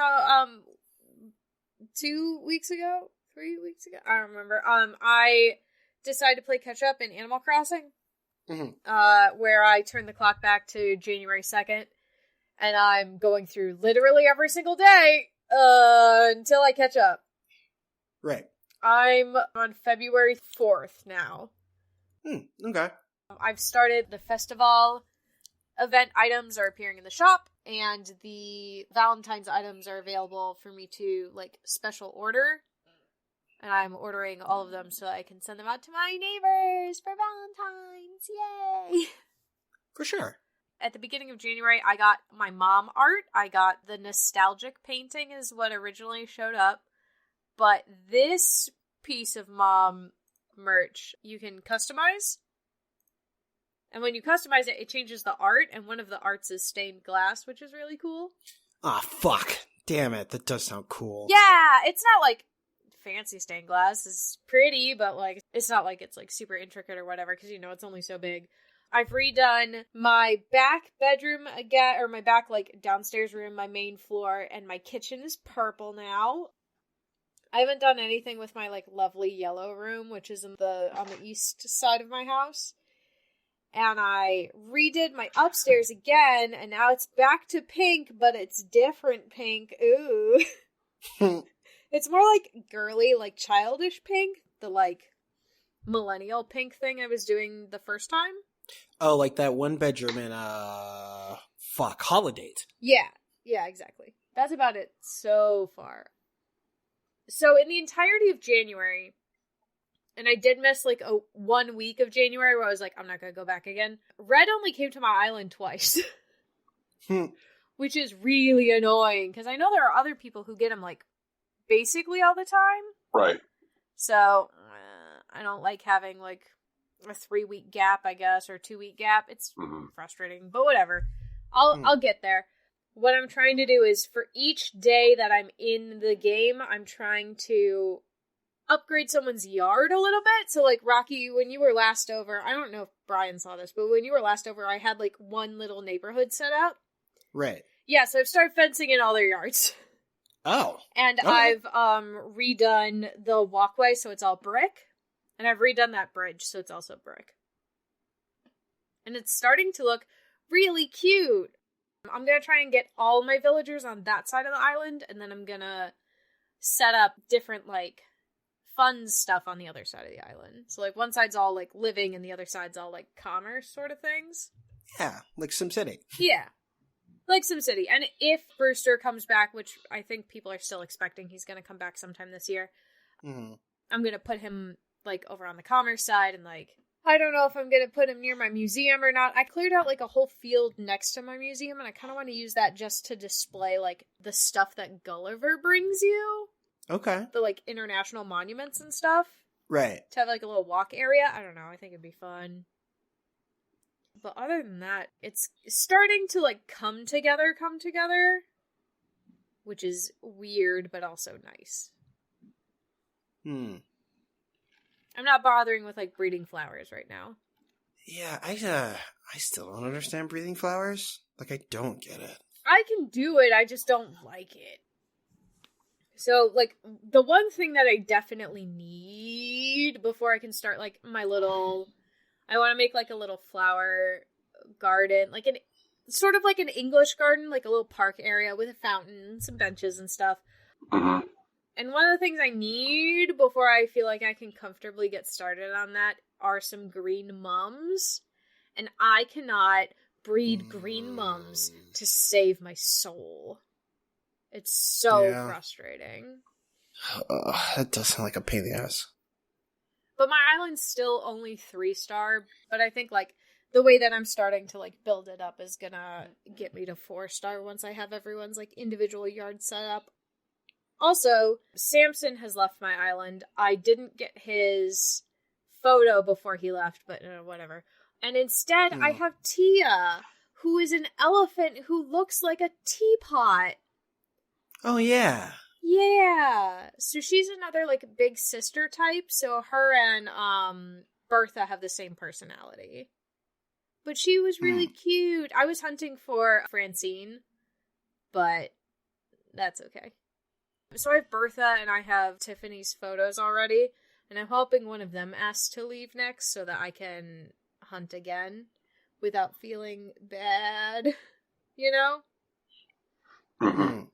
It's kind of fun making them all like little yards that kind of fit their personality, you know? It does sound fun. Yeah, it's neat. Or their house. Like, Octavian's yard does not fit his personality because his like, room aesthetic is space, but his house aesthetic is, like, Japanese.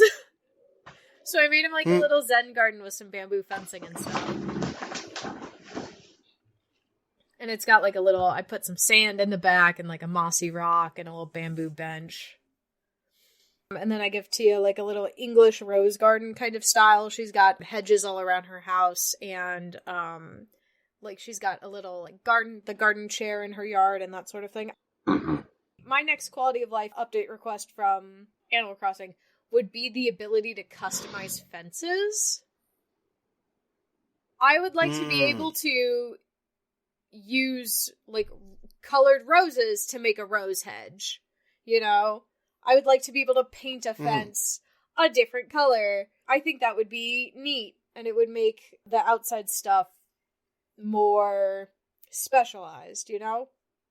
I think fence customization is a good quality of life thing. Yeah. It doesn't have to be like, I don't think I would like necessarily want to use like a pattern on a fence, you know? But I would like to be able to have like rose bushes and have like bushes with flowers in them, or take like the picket fence and paint it like blue or green or something, you know? I think that would be more not fun, but it would definitely help like with the aesthetic.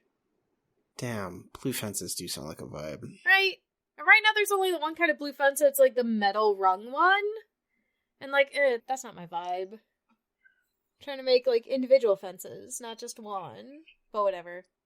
I'm gonna try and make like a little beach area in the place where like Dom and Static live right now. So it's like in between the residence and the museum.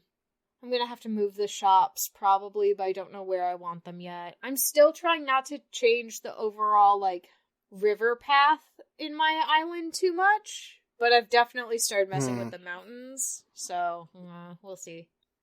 I had a bad like island to start with. I didn't consider it when I was choosing my island, which I should have, but oh well. And I really just don't want to do all of the work that would be necessary in order to like landscape it into something more like appealing. So I'm just like, nope, I'm gonna make do with what I have and only adjust if I absolutely have to. Yeah. Yeah, I've been there. But right now it works, and that's okay. I'll probably need to do a lot more like adjusting and building, but that's why I'm only doing like 1 yard a day so that I can kind of make something better that I like. Yeah,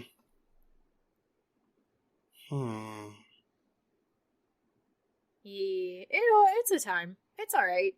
Like, I'm still definitely into it. I want the Shamrock stuff that's coming out. Okay. I think the color that they're using for the Shamrock furniture is really nice. There isn't a lot of, like, that kind of vibrant green furniture in Animal Crossing, and it's because all of the grass in the summer is that color.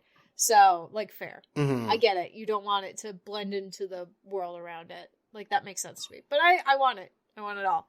And also, I would like retail to come, please. Please, retail. Please bring retail, please. Please bring retail. Animal Crossing, please. If you don't bring retail before you put in Brewster, I'm gonna be sad. Because, like, having coffee is nice, but being able to customize, like, anything so that it would fucking match the rest of my room would be great. I'm only missing the cute chair in yellow. I have the rest of the cute set and the wardrobe. I'm missing the chair and the wardrobe in yellow. I have the wardrobe in white and red, and I have the chair in white, but I can't put them in my room because they look bad. So, I don't know. I'd like to be able to finish a cute set. Sure do like the cute set. Sure it'd be nice if I could finish it. Well, you could try to pay Nikazon prices. No, absolutely not. All on my own.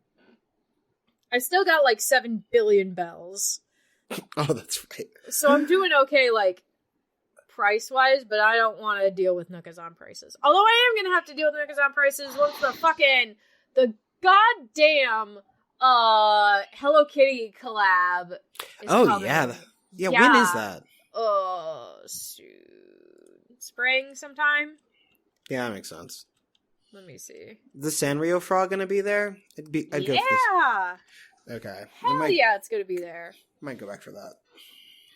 The amiibo cards are gonna be re-released too, but that just means they're gonna be hard to get, I'm sure. Okay, so they're coming March 26th, and they're gonna be exclusive to Target. God, I remember when like Animal Crossing came out, a friend of mine was dating a girl that had all the amiibo cards, like all like 700 of them or whatever. Oh, jeez. That's so many. Yeah. It was legit wild. All right, Tegan, tell me about your second week of Blaseball. My second month of... It's God's Day today in Blaseball. Oh, fuck, did I miss the election? Brian, did I miss the fucking election? You might have missed the election, dude. God fucking damn What it. happens in the election? It's okay. I think I'm just going to throw all my coins into the stadium. I don't have access to stadium yet.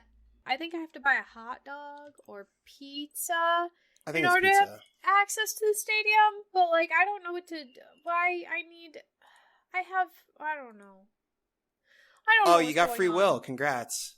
Yeah, I don't know what that means. I don't know. I voted for that, I think. Wills are bonuses that, like, you get. Like, for example, Infuse just makes a character better. Mm-hmm. Or, like, Foreshadow, like, pull someone from, like, the Roll of Shadows. But usually teams only get, like, 1 or 2. But, like, you're one of the teams that gets, like, 3. Okay. Sure. All right. I changed my idol. My idol was some taco dude, and I changed it to the pitching machine. The pitching machine is now my idol. For sure. The pitching machine is great at pitching, which is fun. And it also has an unknown modification on it, and has been honey roasted. I don't know what those things mean either. What do the peanuts do? I have 1,000 of them. Peanuts, if thrown at an allergic player, kills them and sends them to, like, the Hall of Shadows. How do you throw a peanut? I just eat them. You actively have to be logged in while the game is going on. Uh-huh. A lot of, like, what happens in Blaseball can be, like, passive and observed later and then, like, activated through, like, voting or, purchasing stuff. But, like, the peanuts, you actively have to be logged in while the game is going on. And, like, while the game is going on, you will have 2 buttons in the web interface for the peanuts. One will say toss. The other will say consume. Uh-huh. Yeah. Oh, okay. Okay. Yeah. These fucking flotation protocols, I don't know how I feel about that right now. Okay, I'm gonna get a tarot reading during early siesta at some point. I bought a tarot reading last time and, like, it hasn't gone away. I don't know how to use snake oil. I have 73 votes and some breadcrumbs. What do I do with breadcrumbs? Do I throw those at players to get them to be attacked by birds? I think breadcrumbs give you access to a different, like, menu. Oh. But I do know that tarot cards, when the, like, seasonal reading happens, certain teams are buffed based on the cards that are drawn. Your Earl Siesta, like, reading basically gives you a preview of what's going to show up in, like, the seasonal reading, so you can make moves accordingly. Gotcha. Okay. Well, I just bought one because I wanted a tarot pack. So, whatever. That's fine. I still have a lot of popcorn. I like buying popcorn because the Ohio worms suck, and that's good. The more stale popcorn I have, the more coins I get when my team loses. And my team loses a lot, which is great because they're from Ohio. That is the appropriate thing. But yeah, I have a bunch of peanuts. I don't know what to do. I don't think I'm ever going to use them. Maybe I should sell my peanuts. Maybe not, though. Who knows? I don't run peanuts anymore. I got a bunch of slushies. They're nice, too, because everybody gets flooded, and then I get a bunch of money. Damn. Okay, so, like, the Sunbeams didn't get a lot of, like... They didn't get any, like, significant... what am I thinking of? Like, abilities? Uh-huh. But because of, like, all these, like, flotation bubbles being activated, like, for the League Wild Low, like, we're getting buffs. Oh, shit! Ignis is chunky now? Let's go! What does that mean? So, like, in peanut weather, right? Because there is peanut weather. Right. I have a player that's now chunky and another that is smooth. So, like, the chunky player gets, like, double power in peanut weather. Okay. While the smooth gets double speed. Okay. All right. Sure. All right. The moods on my team aren't great, but they'll probably feel better when they start playing again because their stats are thick. I'm going to stack up on popcorn. See how that goes. I feel like I need to sell some of my peanuts. For sure. Yeah, like... Yo, like, Nagomi Neva eats fire now. Sorry, I didn't mean to interrupt. Oh, no worries. No worries. Lit. Which season was it where some people's money got transmuted into peanuts? Wasn't everybody that got impacted? Fuck. I feel like that was like 6 or something. Okay, so at that time, I had like 10,000 gold, and it got transmuted into fucking peanuts. Oh no. Jesus. That's so many peanuts. That seems like too many peanuts. And so I got like 11,000 peanuts. Yeah. So the crabs won. I don't know what they did. I don't know who they beat. I just know we lost first. The Ohio Worms got to So when you lose in Blaseball, when you get knocked out and you can't, like, you aren't going to be able to play anymore, like, and do anything, essentially, you get bumped into what's called party time. Mm-hmm.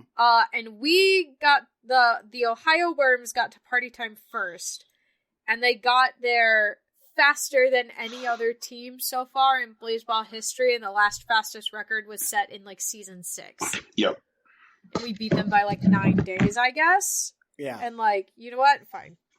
I hope they suck all the time. Oh, I want them to suck forever. Oh, you're just teaming with the giant olive oil bottle. I don't have any olive oil. I have, snake oil. But also, we have someone on our team who is named after ice cream, so, like, sweet. I'm making reference to a meme, which I posted earlier this week when I made a prediction about this episode, about the Blaseball discourse, where there is a salad. The salad is labeled Blaseball, and then there's a smiling person labeled Tegan. Oh yeah, and they're like Yeah. yeah. Yeah. And the giant bottle of olive oil is labeled Making It About Shitting on Ohio. Yeah, Ohio sucks. It's not shitting on Ohio when it's right, you know? It's just accurate. Now, if this was basketball, that'd be different. Then I'd be like, why aren't they doing better? Because the only thing we do even remotely well in is basketball.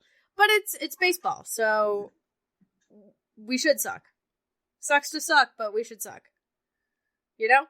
Yo, but can we talk for a moment about how, like, the one time the Baltimore Crabs are allowed back into the game, they just win? Were they not allowed in the game before?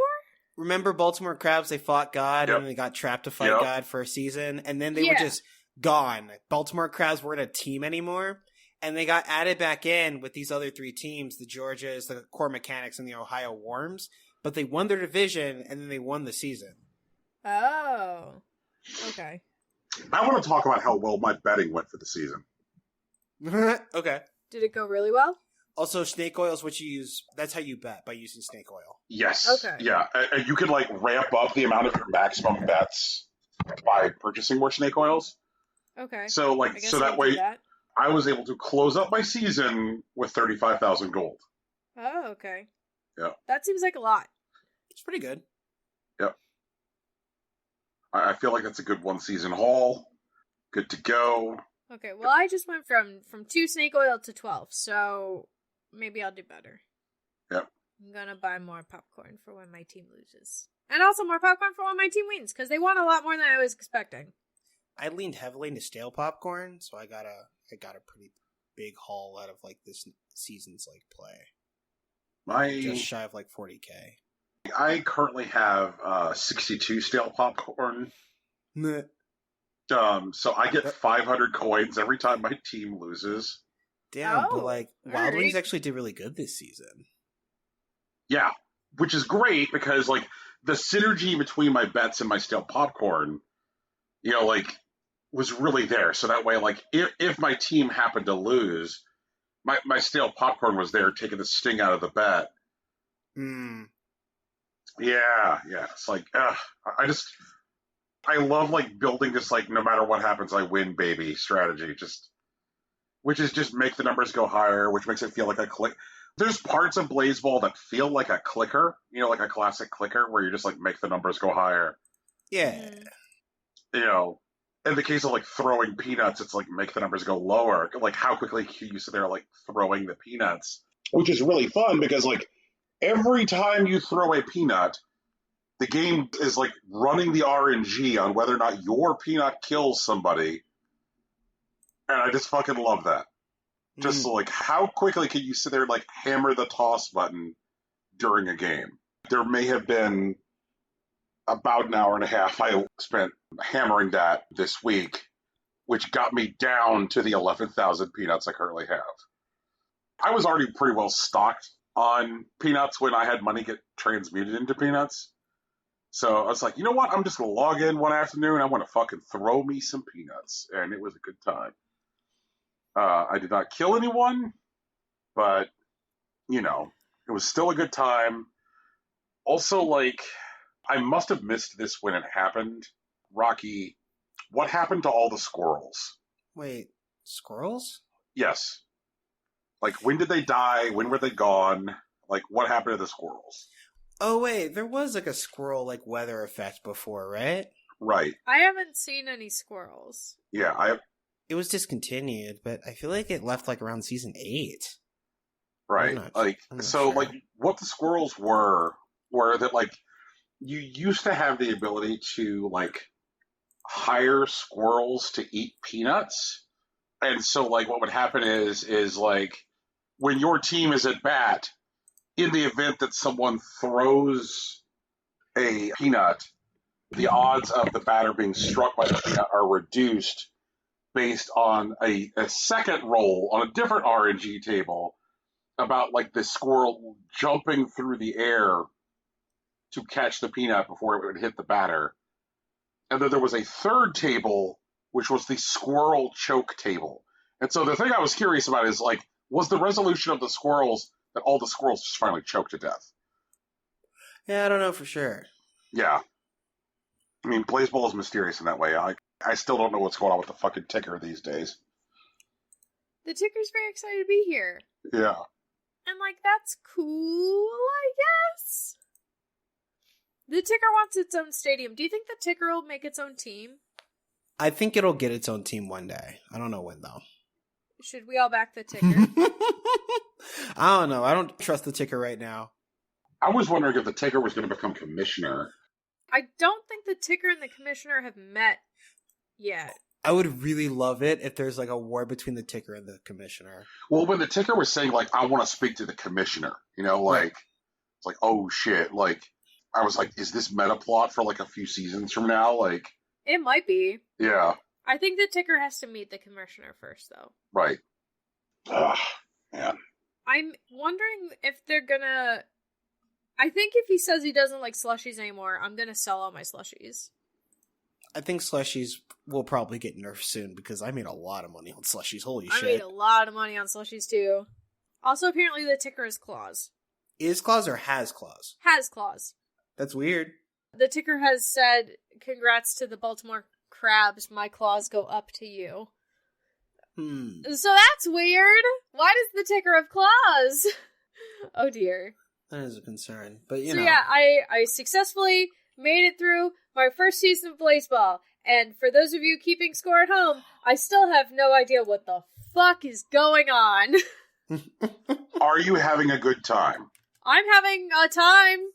I don't know what kind of time it is yet. Acceptable. It is definitely a time. I don't think it's bad. I just think it's weird. But I don't know if it's good weird or bad weird. It's just weird. Alright.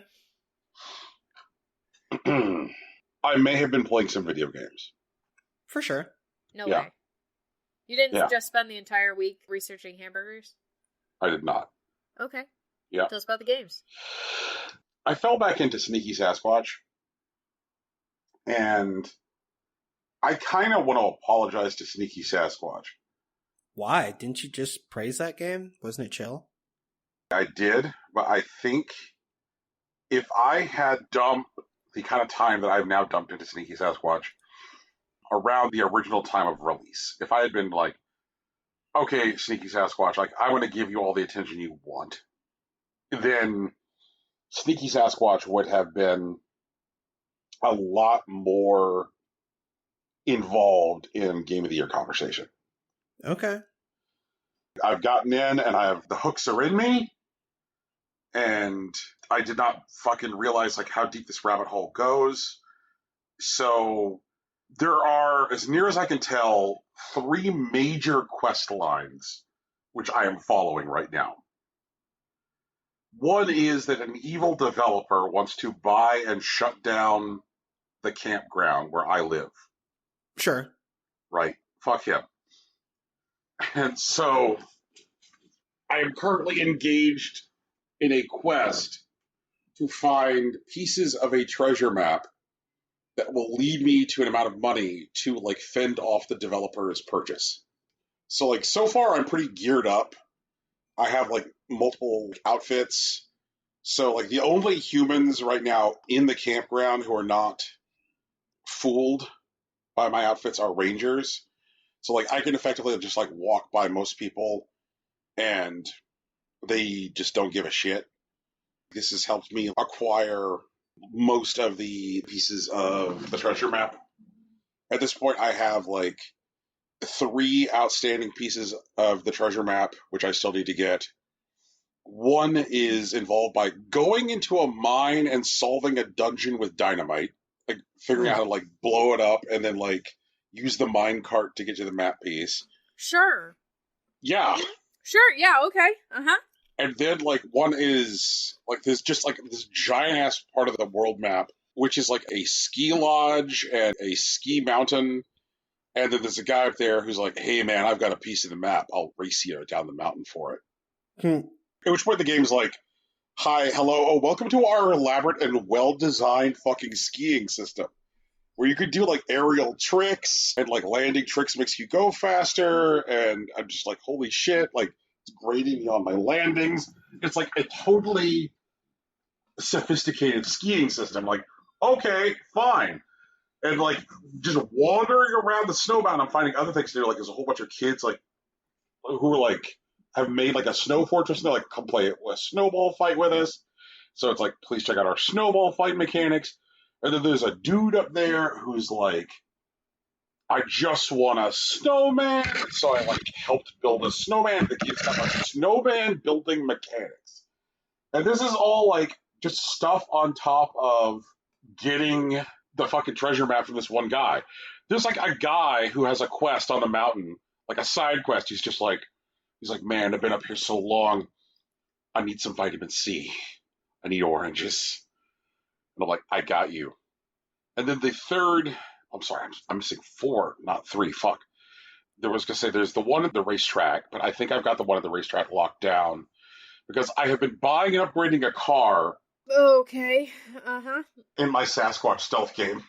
I've been buying and upgrading a car. Mm-hmm. It's in pretty good shape.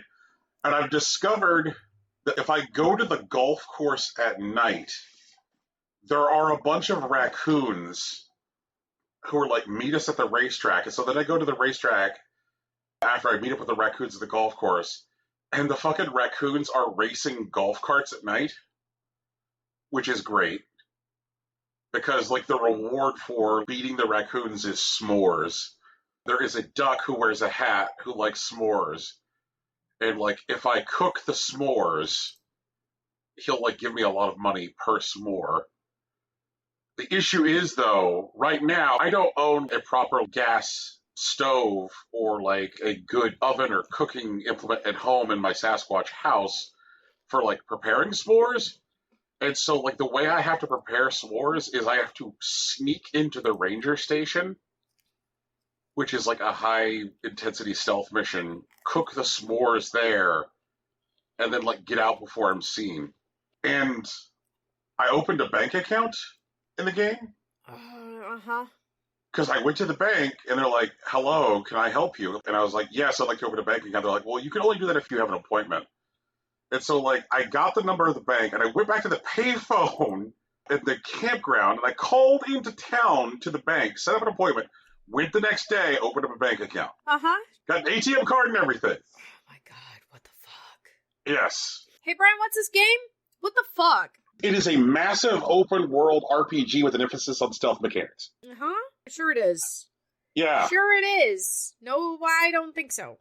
The second major quest is, like, about saving the lake. There's an evil corporation in town. I've become a photographer. I got a camera from the camera club, and so I joined the camera club, and I've been, like, doing work for the camera club to become a better photographer. And once I become a good enough photographer, then I can get a job for the newspaper.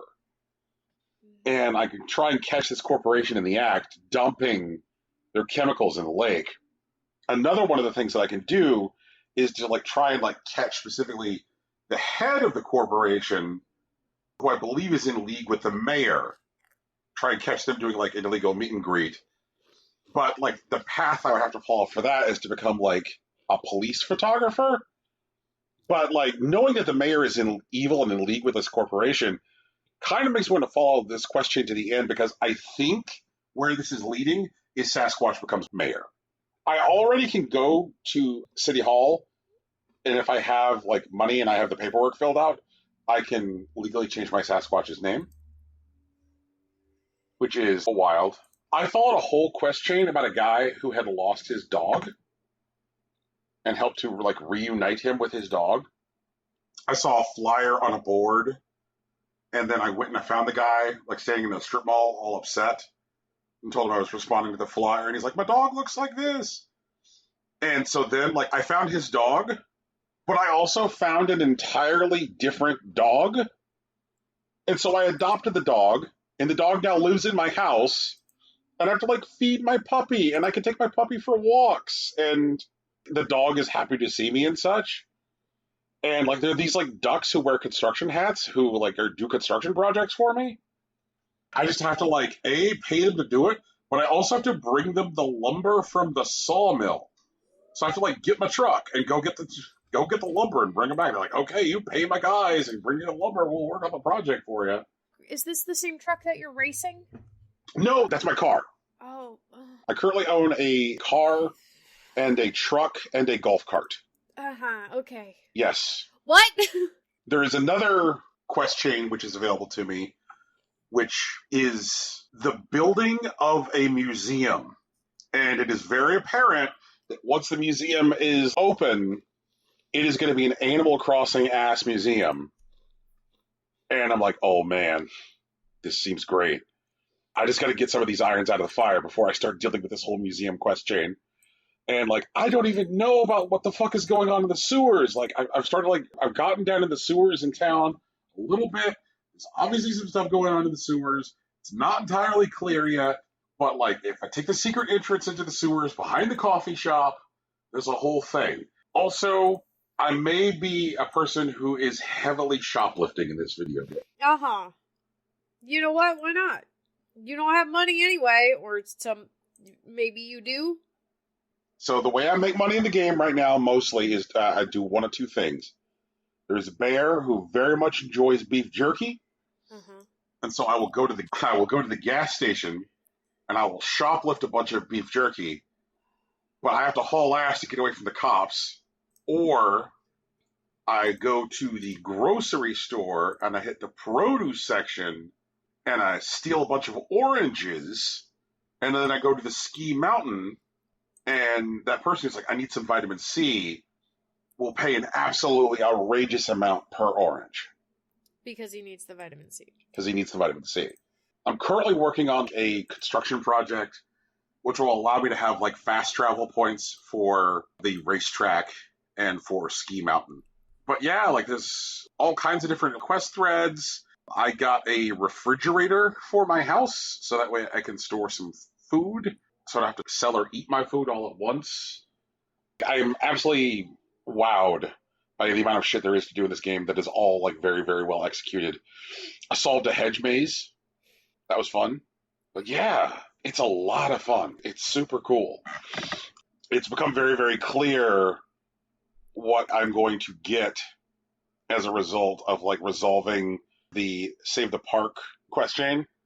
Because the guy who currently owns the park is like, he's like, anybody who could help save the park really loves the park and deserves to be a park ranger. And I'm like, oh, fuck. Park ranger outfit.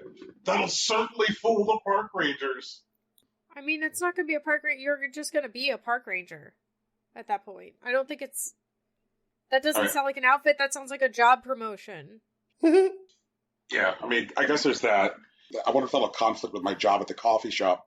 Sorry, you work at the coffee shop? I work at the coffee shop as well. Sasquatch to work at the coffee Why shop? not? Why don't they know you're Sasquatch?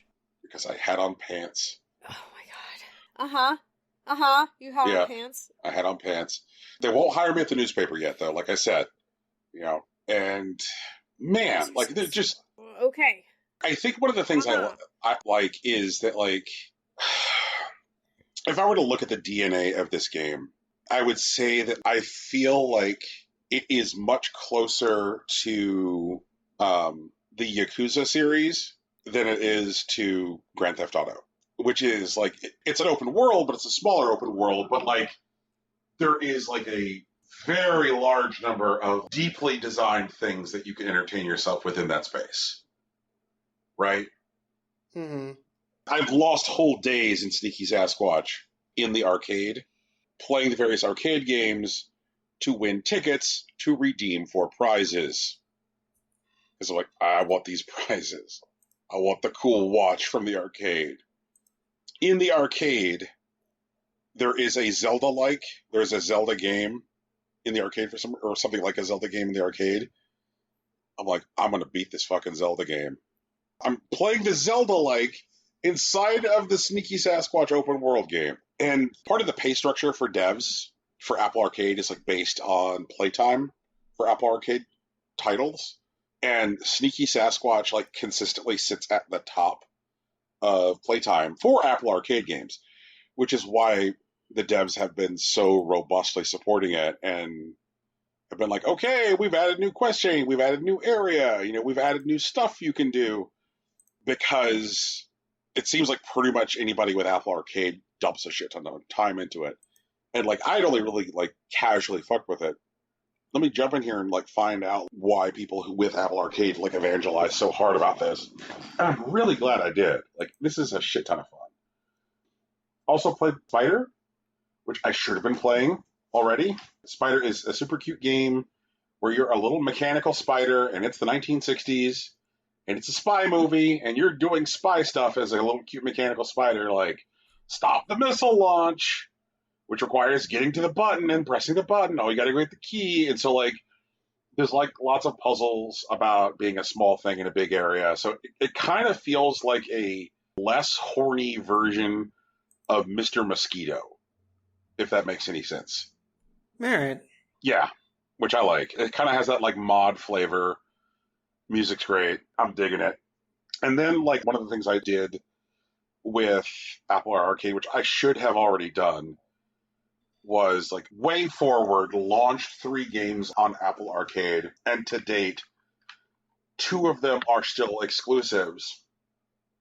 Time to spend time with the Way Forward Apple Arcade games, since I love Way Forward's output. The Mummy Demastered is fucking awesome. Like, Shantae is fucking awesome. So I got in there and started playing, like, Shantae and the Seven Sirens and Spider Sores and Marble Knights. And I knew, like, next to nothing about Spider Sores and Marble Knights before I started, like, touching these games. And Spider Sores is very much in the mold of the Contra game that they made for DS or Mummy Demastered. It's a Contra-style game, but it is about as way forward in, like, character design. Like, but I think that, like, way forward characters definitely got a look, And so I got in there, and, like, Spider Sores is, like, a shit ton of fun. There's lots of, like, combining your power-ups to combine the effects of your power-ups and just doing that Contra shit. Marble Knights is weird in that way that, like, I can see how this ended up on Apple Arcade, because it meant that, like, they didn't have to necessarily rely on necessarily people having to buy it out of the gate, and they instead just had to rely on people playing it out of the gate. And it reminded me a lot of, like, the kind of, like, weird stuff that, like, WayForward was doing on the 3DS eShop. The premise of Marble Knights is that it is a, like, 3/4 view fantasy world where all of the characters are rolling around on top of marbles. And all of the character names are, like, puns based on like circles or spheres or marbles. And a lot of the dynamic of Marble Knights is like getting into situations where like, oh, controlling like the velocity of the roll of your marble. You can't automatically jump because you're rolling on top of a marble. So like finding things that can like spring you upwards. So it kind of feels like a combination of like a traditional action RPG and then Marble Madness. I've seen some other writing which has compared it to Kirby's Dream Course, but I can't speak to that because I still haven't fucking played that game. Isn't that like on the Switch shop, the Nintendo Switch Online? It is. I mean, I have no excuse at this point. I need to play Kirby's Dream Course. But Marble Knights is like a shit ton of fun, and it has that classic way forward flavor. I'm throwing like a picture in the chat, which I will, I guess, like add to the show doc as well, where you can see like Maribel joining the party. Mm-hmm. Maribel, do you get it? Yeah, I get it. Yeah. Of course, the lead in your party is Roland. Uh-huh. Yep. Yeah. Uh-huh. Tegan, do you hate this? I do. Yeah. Okay. Very All much. right. In that way that I do love and hate puns, though. You know? Right. It's very cute, and like, there's always been this like very like anime-ass chibi look to WayForward's look, and like this definitely holds true to that. And it's weird. It feels like those like strange 3DS eShop titles. So like I spent some time with that. Dug into A Fold Apart, which is a puzzle game about a couple which are in a long distance relationship and are struggling with it. And like you fold the paper to bring them closer. And like one of them is. I've seen that one. It looks cute. Like, it looks really sweet. It is really sweet, but it's also profoundly sad. I had to like put it down because it got me bummed out. Oh. Yeah. So like the story in the game is that one of the partners in the relationship takes a job, which is a year-long contract doing research, and they're on the phone with their partner back home. The partner back home is like telling them about their dream, and they're like, I had a dream. You were here in the city, and everything was perfect, and we were together. The person who's currently on the research trip, the year-long research trip, is like very, very actively bummed out because they know that their partner knows how important their work is to them, and they know how important their research is to them, and they felt like the way that they were talking about their dream meant that they didn't take their work seriously. And it feels like, as far as I am into the game, that this is a story about their breakup. That this is where this is going. Like in the game, like one of the things that you have to like maneuver around are these kind of things that look like crosswalk signals, and kind of like they walk signs, and they kind of like get in your face and buzz. And they're like hearts, but with like a sign struck through them, like a no love sign, as in like love cannot progress past this point. And so there are times where you like have to like fold the paper so that way the angry crosswalk love thing isn't there. And I'm like, oh, you can only do this so much. And so I kind of feel like I know where the game is going. They're very, very sincere in their presentation, which makes it very, very emotionally taxing. And like the animation on the faces is just super perfect. And so like these sad characters are just like, I'm going to go play the game about the half genie dancing or the fucking Sasquatch stealing things for a while. This is a lot. Also been playing Round Guard. Round Guard is a roguelike. It is a roguelike pachinko game. Okay, that's not where I thought that was going. It's not where I thought it was going either. But in Round Guard, you are an actor who joins a troupe of actors who are putting on heroic plays about knights and such. And it's all about like getting further and further into the performance. It generates essentially like pachinko fields, and you can like control the trajectory of your initial drop of the ball. But beyond that, like it's just going to bounce, depend on like bounce physics. And so it's all about like in between levels, like creating a build for like, oh, okay, like I'll take this ability, which gives me 5 points of health for each clay pot that I bounce off of when I have the ability active during the level. Or I'll take this ability, which allows me to speed up my descent and perform a spinning attack while I descend. So that way I'll destroy anything in my path. And there are different character classes in the game where essentially your ball, which is you, has like different abilities.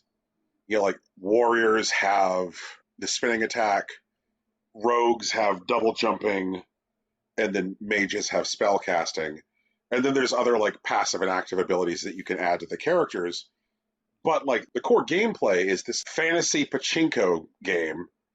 And then it's a roguelike, and some stuff like passes over between runs, but most things don't.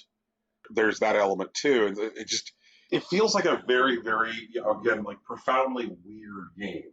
I think if you just pitch most people on like fantasy pachinko roguelike, people will be like, what the fuck kind of word salad are you yelling?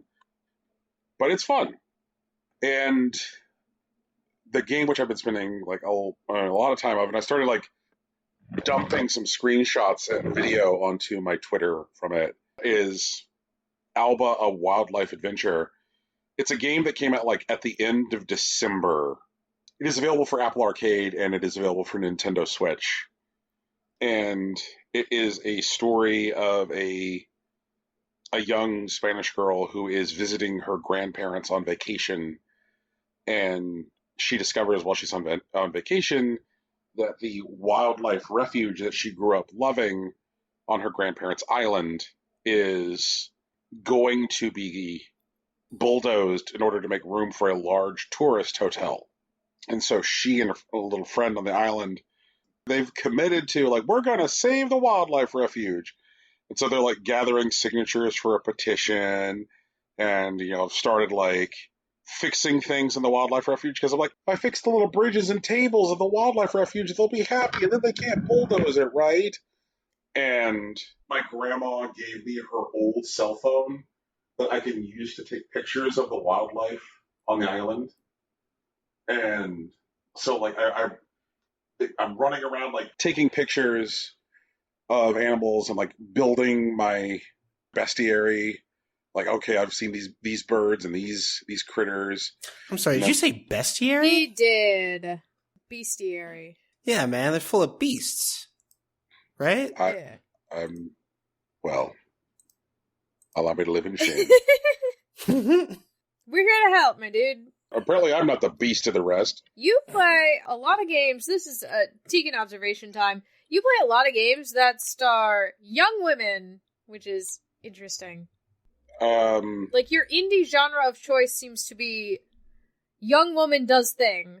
Well, are you talking about, like, overall or this fucking week, Tegan? This week particularly is, like, a strong example of it. But it's a trend that I've noticed, like, over time with you. Is you seem to play a lot of games that focus that the protagonist is a young woman, which I think is neat. Okay, so, like, let me back out to, like, some of the things that attracted me to some of these games and why I think that this happens. I think a lot of times when developers want to tell a story or create a particular type of gameplay mechanic, the easiest way to signpost that this game is not going to be about shooting things and prestiging is to make the game star a young woman. Like, the easiest way to tell your audience this game is not COD is to make that design choice. I think that, like, there are times that developers have done that to... I don't want to bury any one particular game, so I'm not going to name specific examples. That's fair. But I do think that there are developers out there who have kind of, like, callowly and shamelessly made that design choice to, like, cover the fact that their game was kind of, like, wanting. This game is half-baked. This game is kind of shitty. But you know what? Since we made it star, like, a female protagonist, hopefully more people will pay attention. And you know what, fuck off. If you did that, if that was a decision that you, even in like just your inside of your heart, and you never even voiced in the room, that was just like, that was the reason you surfaced the idea, then like, fuck off. Because people deserve representation in games, and if that was the reason that you did something in a game, then you're really no better than prestiging in the CODs. There's ultimately nothing wrong with prestiging in the CODs. It's just about like the way that like different types of protagonists in video games message different types of gameplay experiences. If I were to tell you that I was going to play a video game which stars a very bald, very severe-looking man who walks around with a silenced pistol and has a barcode on the back of his neck, would the first thing that pops to your mind be puzzle game? I mean, no. Right. I mean, murder game. Yeah, but at its core, what like Hitman has to offer is a very funny puzzle game. Hitman creates like lots of like very thoughtful social commentary, and at its core, Hitman is a puzzle game. But I don't think anybody looks at it and thinks of that because of the way protagonist design messages gameplay to people. I think that's part of what fucked with people with Mario plus Rabbids Kingdom Battle, because people looked at those Rabbids and had certain gameplay expectations based on the character design. Like, you're like, oh god, look at these horrible nightmare things. Fuck them. Fuck them. There's expectations you have on like what type of gameplay those things will represent. And that was as far from as what we actually got. Like the gameplay is like this deep, turn-based strategy combat game. Like, Jesus. There's nothing about either the Mario character design or the Rabbids character design that would say, like, this is where we're going. Yeah, that's fair. Yeah. So it's certainly part of my motivation. I will give, say, an indie-developed game another look if it has a female protagonist. Now, this does not work with major studios. Like, if you have the money to stick somebody on stage with a microphone that they're wearing on their head, they're like, check out our exciting female protagonist in Dishonored 2. Then I'm like, all right, okay, fine, whatever, good for you.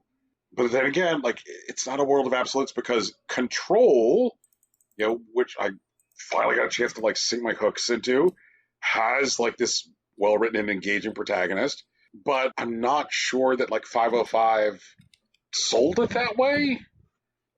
I don't know. Like, anyway, all right.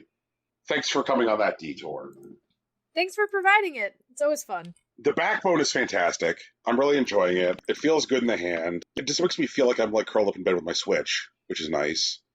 The capture features are really solid. Like, all of these screenshots and video that I've been sharing have been captured with the Backbone's native sharing features, which are cool. So, like, the video that I put on Twitter from Alba were taken using the Backbone's features. And so, like, I want to talk more to those people. An experience I had, like, when I got the Backbone, day one, there was a game that I tried to, like, add to my Backbone library, and it didn't work right. And I added them, and I was like, too bad this didn't work right, Backbone. They did not publicly respond to me, but they privately messaged me and were like, hey, that sucks. Can you send us a screenshot? We'll get it fixed.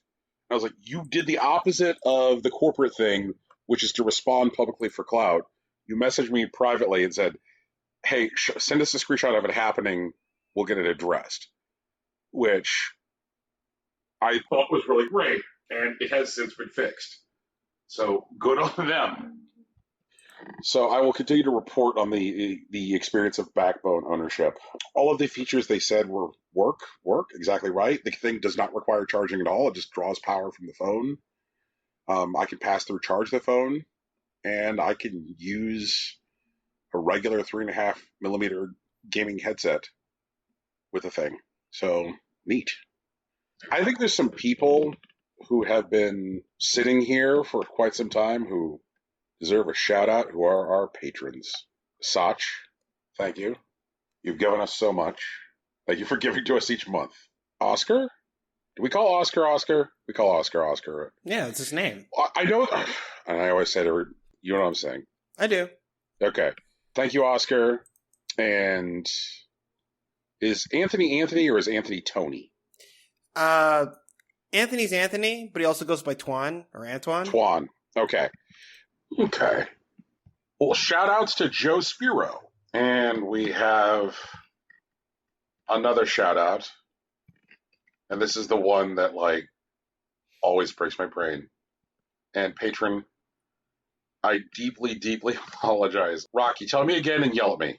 Okay, I'm going to put it in the chat. I'm not going to yell at you. Okay. Right? Sighard Albrecht, Yes. waifuologist. Okay. Tegan, do you have this No, it's memorized? just every time you get caught up on his name, I remember it.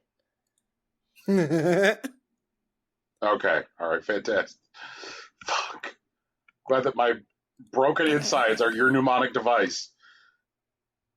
Thank you, Sighard Albrecht, waifuologist. And we appreciate the support of our patrons. You guys, I think that right now I'm not If we do end up misgendering our misgendering patrons. you at any point, or if you have different pronouns you would prefer us to use, feel free to add us on Patreon, and we'll add it to the doc so that we don't forget in the future. Mm-hmm. Right. Yes. You know what? I would like for our Fair? patrons to become a y'all. I mean, I think they're already a y'all, right? Yeah. I mean, they are already a y'all. But as near as I can tell right now, they're also a you guys. But then again, I don't know. It's an What umbrella. the fuck is... I don't know. Jesus, I'm spiraling into Harmon. Yeah, spiraling into Harmon here.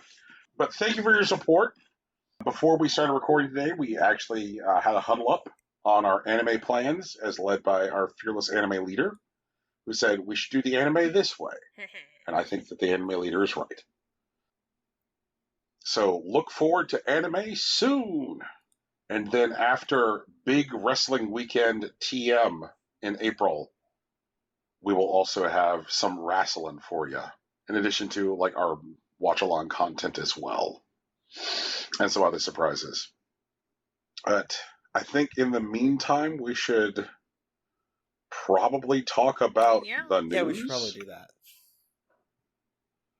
Now onto the news. Yep.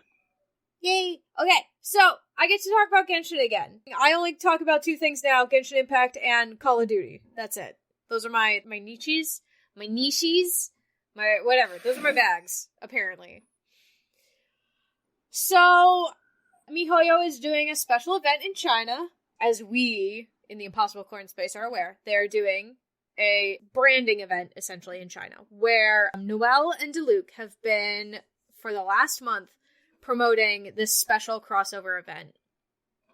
The crossover event is happening now. A bunch of KFC locations in China have decorated their buildings with table toppers and window art and all kinds of stuff for Genshin Impact. They have special Genshin Impact buckets that feature Diluc and Noelle.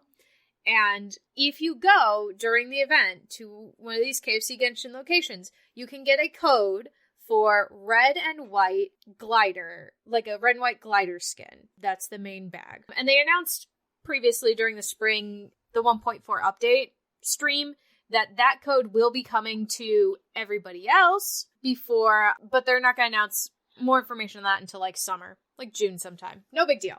So here's the thing.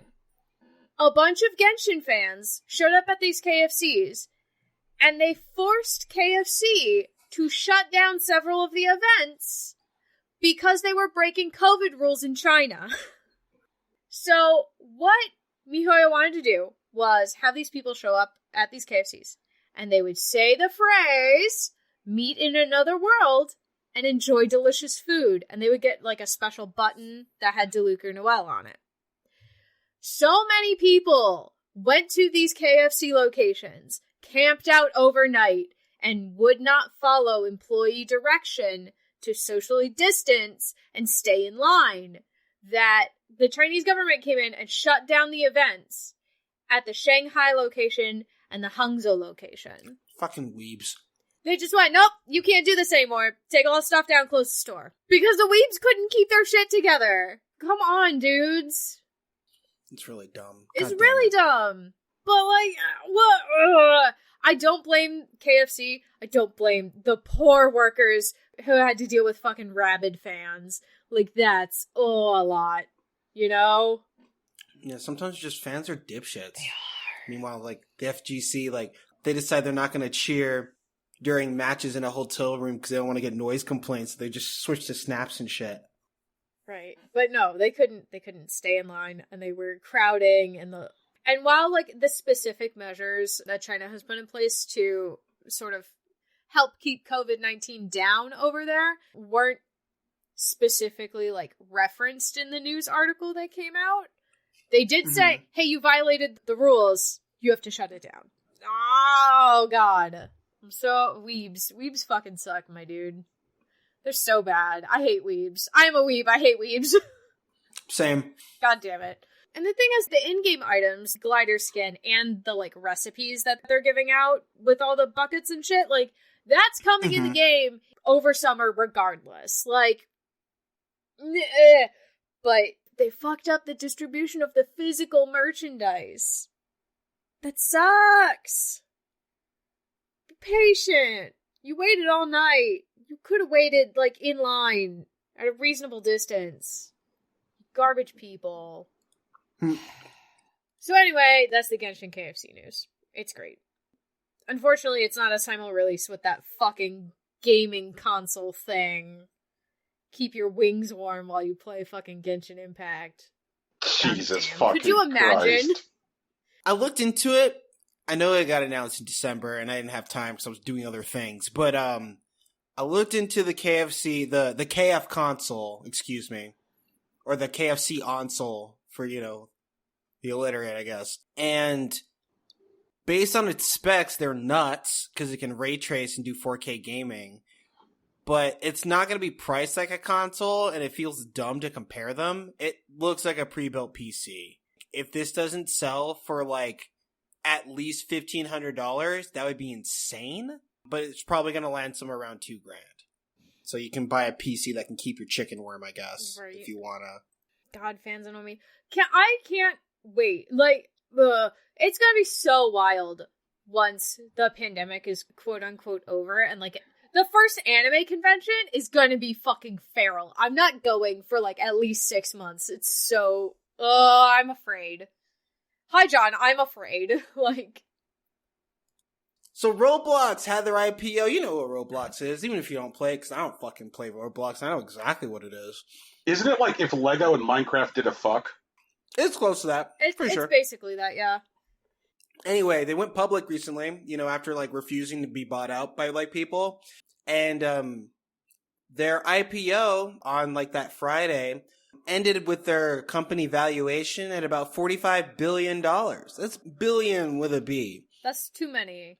For reference, I'm pretty sure Microsoft bought Minecraft for about $2.3 billion, if I remember correctly. And EA is currently valued at something like $33 billion. But once again, Roblox hit 45, and they have, like, you know, the one game. Or it's not really a game. It's more like an experience in the way that, like, Fortnite is. As last Thursday, they peaked at $77.30 a share. Money's fake. Well, you don't think it'll hold, man? Money is fake. Money's not real. Oh yeah, of course money's fake. Jesus Christ, man. So yeah, Roblox is officially bigger than Ubisoft and Take-Two combined. They are also bigger than Electronic Arts by a significant margin, about $7 billion right now. They are still smaller than Activision, and they are clearly dwarfed by the monolith that is Tencent. But, you know, Roblox is a major player now. They might end up doing some shit. Keep an eye out, I guess. That feels weird. Talk to me, Tegan. I know it's not weird, but, like, Roblox is a major player now. What? Yeah. It feels the same level of weird as, like, fucking when, like, Minecraft was, like, a big game, and you were like, but nothing happens in it, you know? Yeah, like, Roblox is definitely one of those games where it's not giving you a bespoke experience. Instead, it's just, like, sort of like a sandbox for you to fuck around in.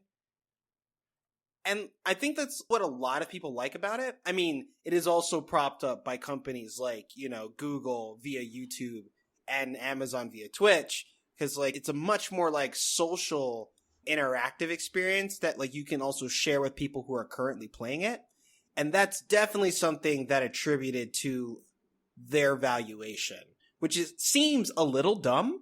But unless something crazy happens, like, Google just deadass says, fuck Roblox, all my homies hate Roblox, I think their numbers are going to sit around where they are right now.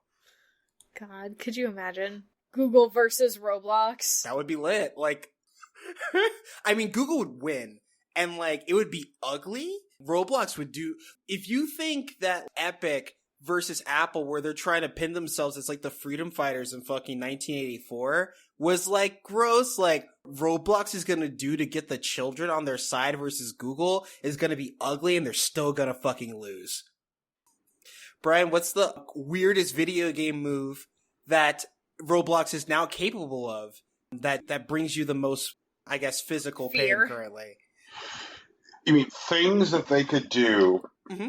Because you got to think in terms of like, yeah, Roblox is a $45 billion company. What can they do that absolutely terrifies you? all right, there's a difference between what their market cap is and what their cash reserves are. Yeah. Yeah, that's true. That's fair. But like, Yeah. you know, with that valuation, they could sell off a bunch of stock because like, obviously they're holding a bunch of it, and that will be like fresh cash for them as long as they don't give up the majority or whatever. Well, you know what has a market cap of just 3.71 billion? Sega. Ooh. I'm Yeah. listening. Well, what you know what the kids love? Sonic. You know what the kids could give a shit about? Every other Sega property. That's fair. Imagine if you're Roblox, you're now the fucking home of Sonic the fucking Hedgehog. Okay. You can like turn Sega into this horrible eviscerated walking corpse like Atari, and just create like endlessly licensed products that profit off the back catalog with no future. Like, hey, here's another Genesis collection. Here's a Saturn collection. You know, here's a little box that looks like a Dreamcast that has 20 Dreamcast games on it. I could see Roblox doing like a shitty Dreamcast Mini. I think they probably, if they're trying to, you know, maximize their profit output, they like crazily overblow the merch that's gonna come out for Sonic the Hedgehog movies, and like maybe they start like a Sega cinematic universe. Oh. Okay. They start doing like crazy dumb shit. So we get the Sonic movie. We get the Tails movie. What's next? We get Crazy Taxi. Crazy Taxi get, the movie. Ooh. Crazy Taxi Alright. the movie. And like it has like one of those like, you know, lazy like emoji movie level plots where it's like the one crazy taxi driver through like ingenuity and like pure chaos tries to take on like Uber or some shit. It has to be BD Joe. It can only be BD Joe. But I think the person who'd be most excited about a Crazy Taxi movie would be whoever cashes checks for The Offspring. I could just see that now. Like, this summer, then The Offspring fucking song kicks in. Like, yeah. Just like... Can we also get in the background a cameo of like, what is it, Herbie racing like VW Beetle? Can we do that? I'm kind of down. I think that also for your coldly exploitative Sega Cinematic Universe comes Golden Axe, the movie. Wait, what if there's a movie? Well, not even a movie. What if there's just like a recurring bit in like Roblox where like you just get to beat up Sagata Sanshiro as a Roblox character? That'd be wild. I would like to repeatedly beat up Sagata Sanshiro in a Crazy Taxi movie. Yes. Thanks. Oh god. I think that like Ooh La La of Space Channel 5 showing up on The Masked Singer would be a coldly exploitative multi-billion-dollar corporations doing business with each other kind of handshake.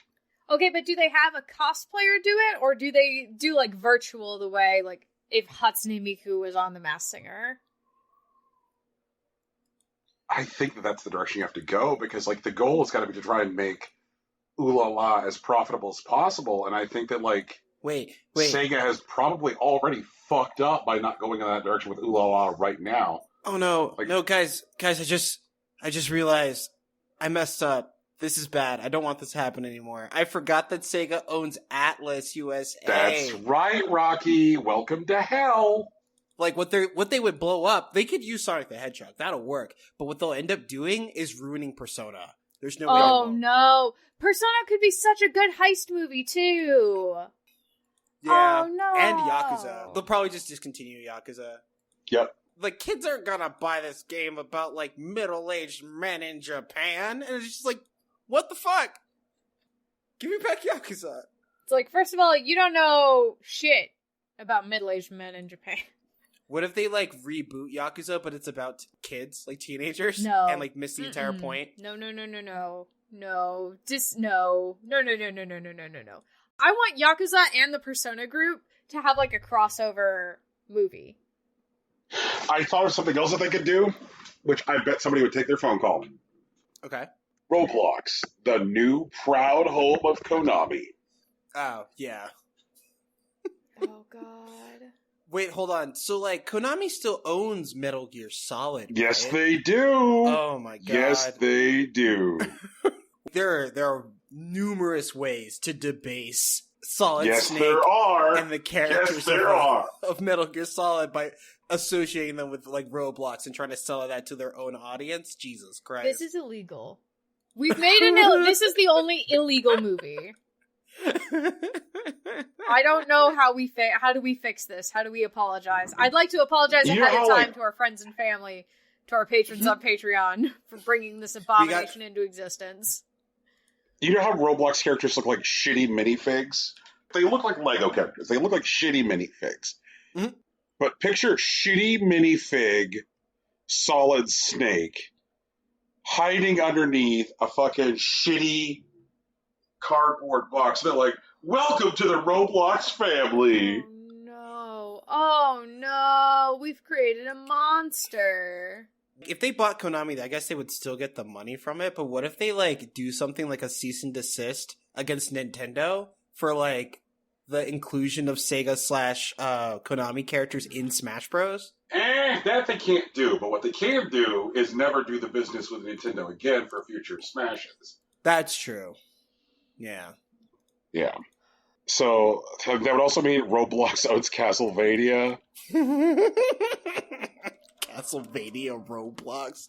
Yo, that means that's the end of the Netflix series, right? Like, there's no way that survives. No, it survives, but it survives in the way that the Lego movie does, where they do a Roblox movie, but it's Castlevania Roblox. Oh, God. I think I would actually watch Castlevania Roblox, though. This is a fun game, just like checking to see what the market cap of various companies is and going, I suppose with enough money, this nightmare is possible. Oh, here we go. You know what the market cap is for Capcom? $10. 6.6 billion. Oh, no. Oh. Yeah, they could buy Street Fighter. Damn, and they'd have Monster Hunter? That's ugly. Uh-huh. I'd follow the team, though. Honestly, like, it's been 10 years. I'll follow the team wherever they go. I'm just picturing, like, this, like, purchase announcement video where they show one of those little shitty Roblox, like, discount minifigs. And you just hear, like, da-da-da-da, da-da-da-da, da-da-da. Like, Roblox has got Mega Man. Like, just... Oh, God. No. Oh, no, they got Mega Man! I am interested in their future because, like, Roblox, I think they have a growth trajectory, but they seem to think that their growth trajectory right now is, like, very tied to mobile. Mm-hmm. I think they've probably, like, mined out console and, like, desktop as much as possible. But it looks like they have two believed growth vectors, which is the way that they're supporting mobile and the way that they see VR as a growth vector as well. Okay. But I don't know. Like, I really don't know where this goes from here because they've kind of positioned themselves in such a way that, like, if anybody wanted to make a play for them at this point, like, it's a very limited number of players that could do it. You know, Amazon could make a play for them. Apple could make a play for them. Google could make a play for them. Microsoft could make a play for them. But even Sony and Nintendo couldn't realistically make a play for them right now. It would just represent too much of their cash reserves. I think Sony might go for it. But Sony's market cap is something like 130, 140 billion. That's like the value of all their stock. Right. And their cash reserves are significantly below that. So, like, the amount of debt that they would need to take on in order to get the walking around money to, like, put together that deal is, like, not insignificant. Sure. I agree with that. I don't think this $45 billion will actually stick. Yeah. I think it may fall, like, significantly in, like, the next, It will. It will. I'd be surprised if this is still, like, 30 billion by, like, this time next year. And I think by that point, Sony may actually see a bit more money from, like, this Crunchyroll deal that they may actually be able to do something there. Yeah. Like, I am still convinced that, like, we're waiting on another shoe to drop for, like, a Sony streaming service. Yeah. I mean, that's coming, probably. I mean, Paramount has one, so, like, Sony's definitely working on something. Yeah, like, Universal still has theirs all fucked up. Universal just announced, like, a $941 billion loss related to Peacock. Ooh. Oh, yeah, that makes sense. Fuck Peacock. Jesus fucking Christ. Like, their plan was to hold The Office hostage so that you sign up for their thing. That's bullshit. Like, it was stupid. It was a bad idea. that was the extent of their plan. And then when, I'm sorry, 941 million. Okay. But they've lost just about $1 billion on Peacock. And their big plan right now is like, oh, we've got The Office and WWE. Like, if you want people staring at camera or headlocks, we have that. And no one cares. Yeah. No one fucking cares. We've reached a streaming service saturation point, and they're not targeting enough content that anyone cares about to the thing. And I think that, like, Sony is in a uniquely positioned point with, like, a catalog of IP, both in film, television, and video games that people like and care about. Like, if somebody, like, says, like, hey, we're actually being serious about launching a Sony streaming service, please get the Sony streaming service to watch, like, the new Ghostbusters TV show and maybe some dumb shit try-hard show based on Twisted Metal. I'll be like, you know what, I'll do that. I'll fucking do that. And then if they, like, swing it around even further and they're like, hey, you know what? The Sony streaming service is free with PS5s. I think that might also incentivize people. They tried, when they launched the PS4, to be like, hey, Sony television programming is tied to PS Plus, but I think that they would need to tie it to the hardware level. Like, give people movies and television shows that they can only watch by owning a PlayStation 5. You go watch some mad people buy some PlayStations. PlayStation also doesn't have a problem selling PlayStation 5s. Like, yeah, it's more getting them, making sure that there's enough for people to buy. Yeah, this is about getting people into the ecosystem. Like, you could sign up for the service. Like, if you don't have a PlayStation 5, you could sign up for the service. And you can watch, Ghostbusters : Up Your Ass. But if you have a PlayStation 5, you just get it. Right, exactly. Well, you can only use it if you have PlayStation Plus also. Yeah. Right. So you can either pay for, like, Sony Plus or whatever the name of the service will eventually be called, or you can have a PlayStation. Especially if they were ever to start doing stuff like tying trophies to, like, watching shit on the service. Like, oh, you watched Ghostbusters Up Your Ass, here's a trophy. I don't want fucking viewer I would not trophies. like that. Guys, you know that when I talk about our dark future, I'm almost always right. When I think about what the worst possible future is... I literally wish you would instead use that energy to think of the best possible future and direct us that way. Use your karmatic energy to get us a better future, Brian. Yeah, Brian, Jesus. But there's an indie dev you want to yell about? I do.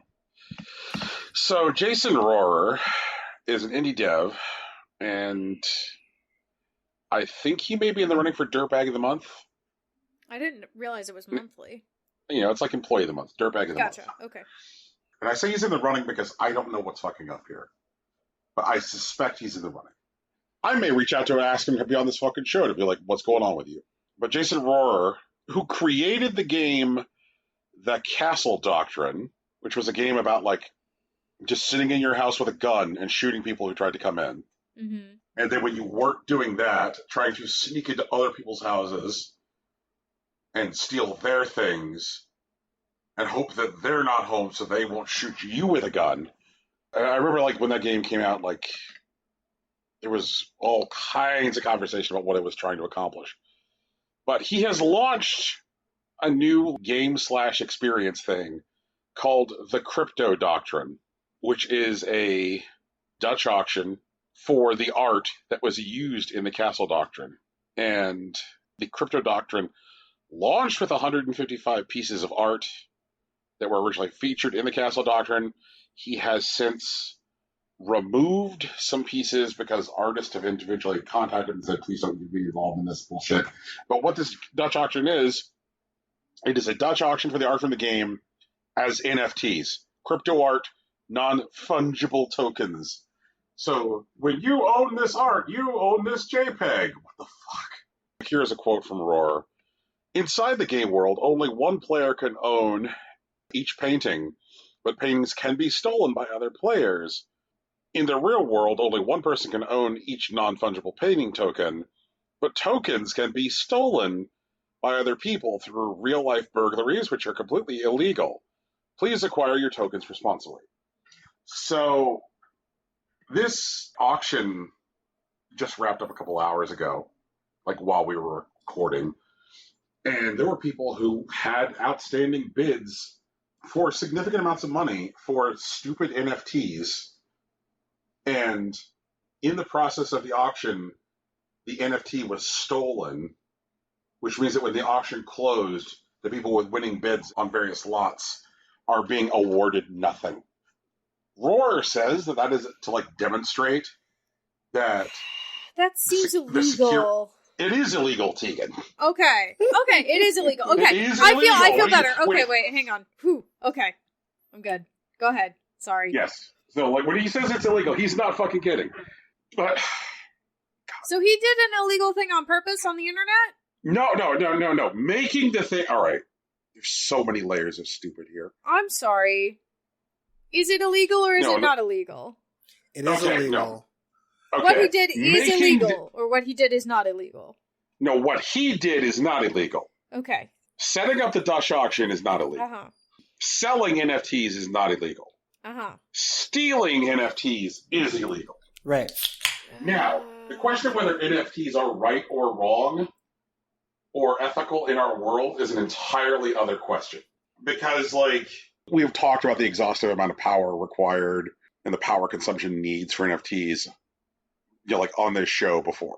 So, whether or not NFTs are good is an entirely other thing. If I had a giant pile of, automatic rifles, mm-hmm. and you stole them, yes, you stealing them is, illegal, Tegan, but that is separate from the question of whether or not, owning a giant pile of automatic rifles is ethical. Oh, God, okay. I hate this. More than I thought I was going to. So, thanks. Yep, yes. That's why we're here. So, now let's make it worse. Let's pour some gravy on this. So, artists whose work was originally featured in the Castle Doctrine back in 2012 were not told by Rohrer that he was reusing their art without permission 9 years later for this. He didn't reach out to the artists. Mm-hmm. And when Rohrer was asked, why didn't you contact the artist to seek their permission to do this? His response was, well, it's mostly about having email conversations with 50 plus people. That would exceed my bandwidth as a solo creator. I didn't ask people's permissions for what I could do with their intellectual property because it would have been too time consuming. No, it's going to be time consuming. The 50 plus lawsuits that he's going to have to field after being sued over this shit. Jesus Christ. Rohrer said that he didn't believe that all the paintings would sell. Postscript. At the time that the auction closed, there were bids on all of the paintings, right? Mm-hmm. Because that's how NFT works. People want NFT just because they're NFT. He said he didn't believe that many of the paintings would sell, though he did say that if they did sell, he would share the windfall with the creators. When word of this reached Ashley Birch, she contributed voice work to the Castle Doctrine 9 years ago. She didn't know what NFTs were. She then, Googled NFTs, was like, nope, don't like that. I don't like my voice being used for that. Game creator and scholar Andy Nealon was one of the artists whose work was being appropriated for the crypto doctrine. And he said, I'm not a fan, to put it mildly, and deeply opposed to the current trend toward artificial scarcity of digital objects for numerous reasons. The fact that this selfish techno-anarchist move is causing unprecedented environmental damage in a time when we need the opposite just solidifies my stance. I couldn't care less whether Jason claims ownership over my infinitely replicable digital art, but you can see that for me, being involved at all in an enormous scam and a betrayal of humanity that the blockchain represents is simply a step too far. I think he captured it because he's like, my problems with this don't even have anything to do with like the ownership of my art. NFTs themselves and their perpetuation are unethical. So like, you are using my thing to help burn the world down. Fuck. Oof. And I think when you contextualize it around that, like, oh, I couldn't be bothered to write 50 emails to let people know that I was going to attach their name to burning the world down. How lazy and evil. Just, part of me says, like, that would be a bad interview if I were to reach out to him. Because I would just be so afraid that we would get him on this show and I'd be like, so, how you sleep at night? That's not good radio, right? No. Yeah. Is it? It depends on how it goes, I think. But is it radio that I want? It is not. So, what y'all think of this bullshit? I think it sucks. And I hope that he is punished in a near infinite way for his hubris. But who knows if that'll happen. You want to curse him with softness? I feel like he already has that. Ooh. Thanks. I would like to curse him so that his socks are always a little bit damp. Ah! Tegan, that shit can have real implications. It's the petty inconveniences for me. Tegan, that shit goes on long enough. It's not petty anymore. So. He's trying to burn the world down, Brian. Deserves a real punishment for that, Brian. Okay, that's fair. But you're not out of here like wishing him a quick death. You want him to die of an infection months from now. I mean, if the infection claims him faster because there are no beds due to COVID, then oh well. Damn, Aegis. Ooh, Jesus fucking Christ. Welcome to the darkness. Tegan's over here ready to take a life. And I suppose we also need to talk about sometimes when a large multinational corporation wants another large multinational corporation and they seek to subsume it and they want to make the business with two backs, they must first wait for approval from large regulatory authorities. But once those approvals come, then we get the endless stream of press releases congratulating themselves. Congratulations, Microsoft, you now own Bethesda because the EU says it's okay. Yay! Woohoo! I mean, I guess I should be happy for Cool Dad Phil Spencer, assuming he is still a cool dad. Yeah, I mean, as near as I could tell, like, you know, as we've said on the show before, we cheer individuals and not companies. But Cool Dad Phil Spencer is still Cool Dad Phil Spencer in my book. So Microsoft has completed the $7.5 billion... You know what? This story puts into fucking context how ridiculous the Roblox story is. Jesus fucking Christ. Yay!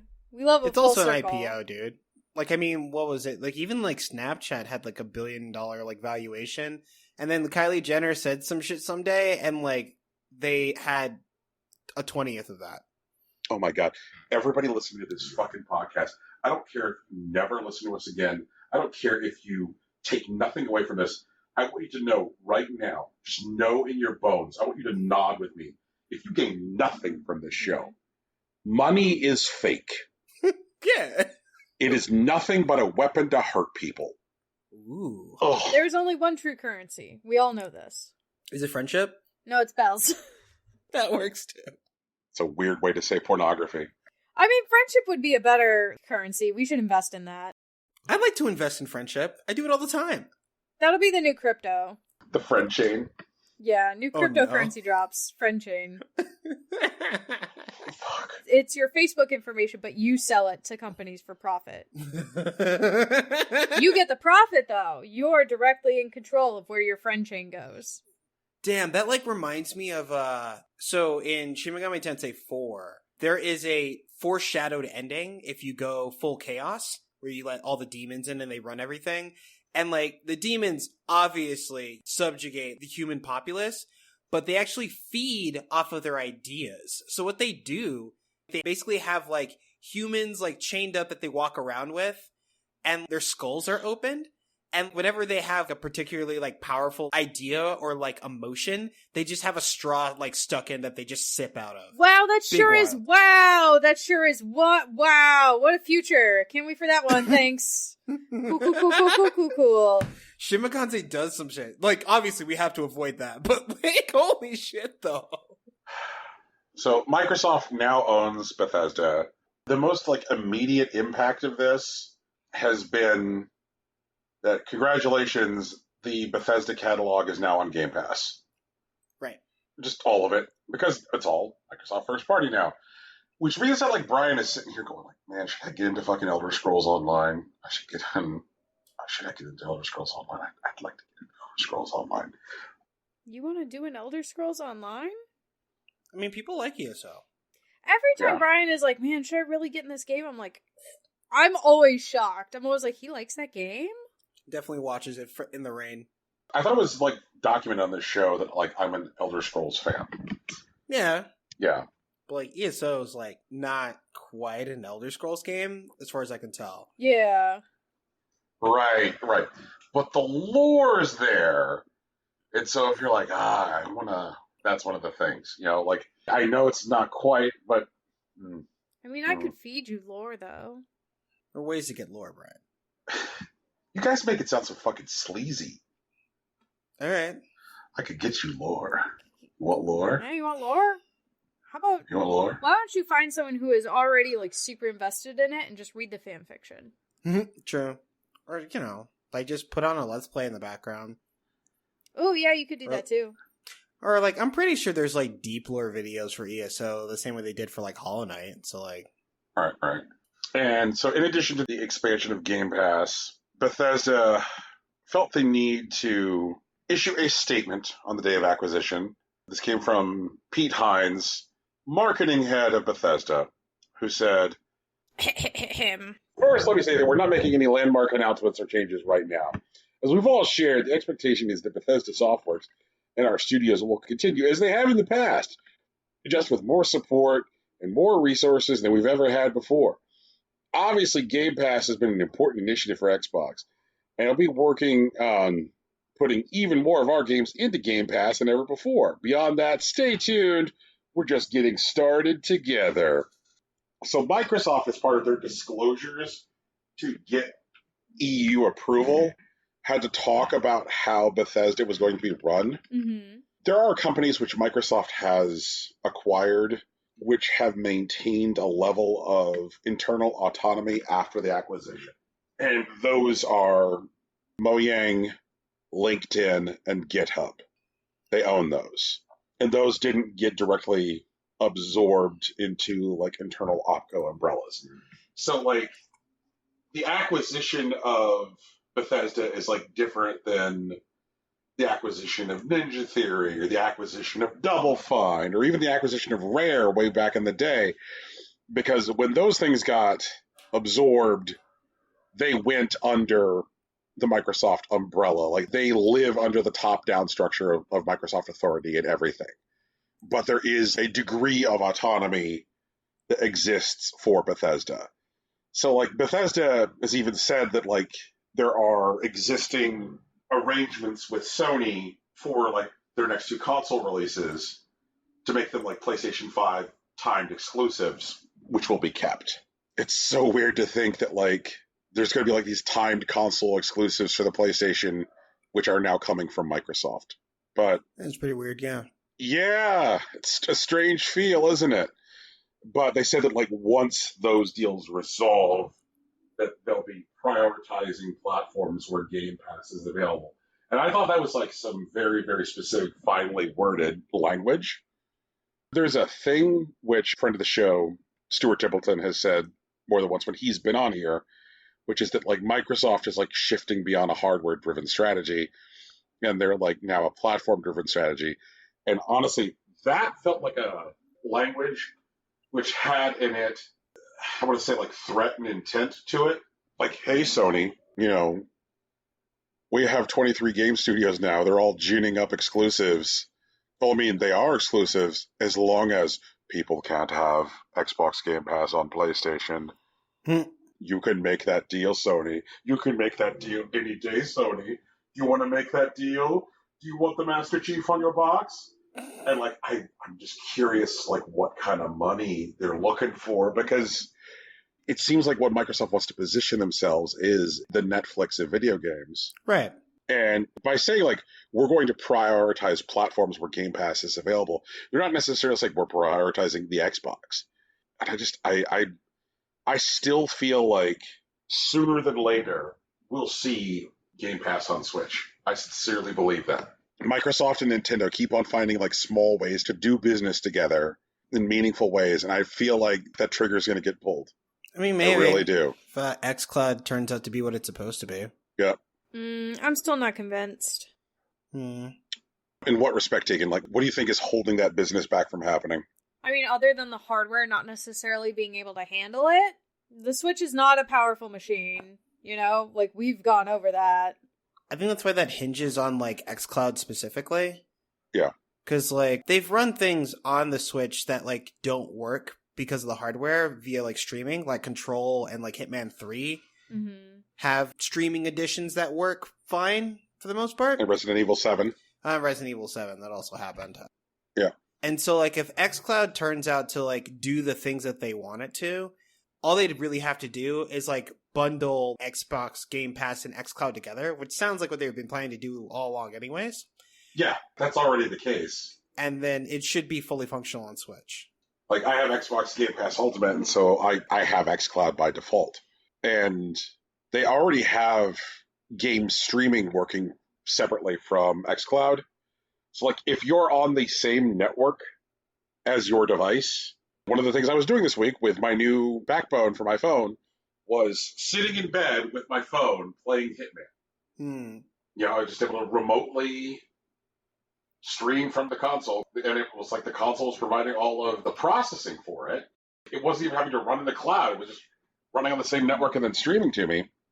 It just seems to me like there's so many different ways that, like, Microsoft could present it as a value-added proposition to Nintendo. There was that E3 a couple years ago where both Microsoft and Sony sales execs were talking to people about how the ideal home combination was an Xbox plus a Switch. They were, like, banding around terms like X-Switch and Switchbox because, like, oh, if you have an Xbox and a Switch, then that means that you're going to get the best of all possible exclusives.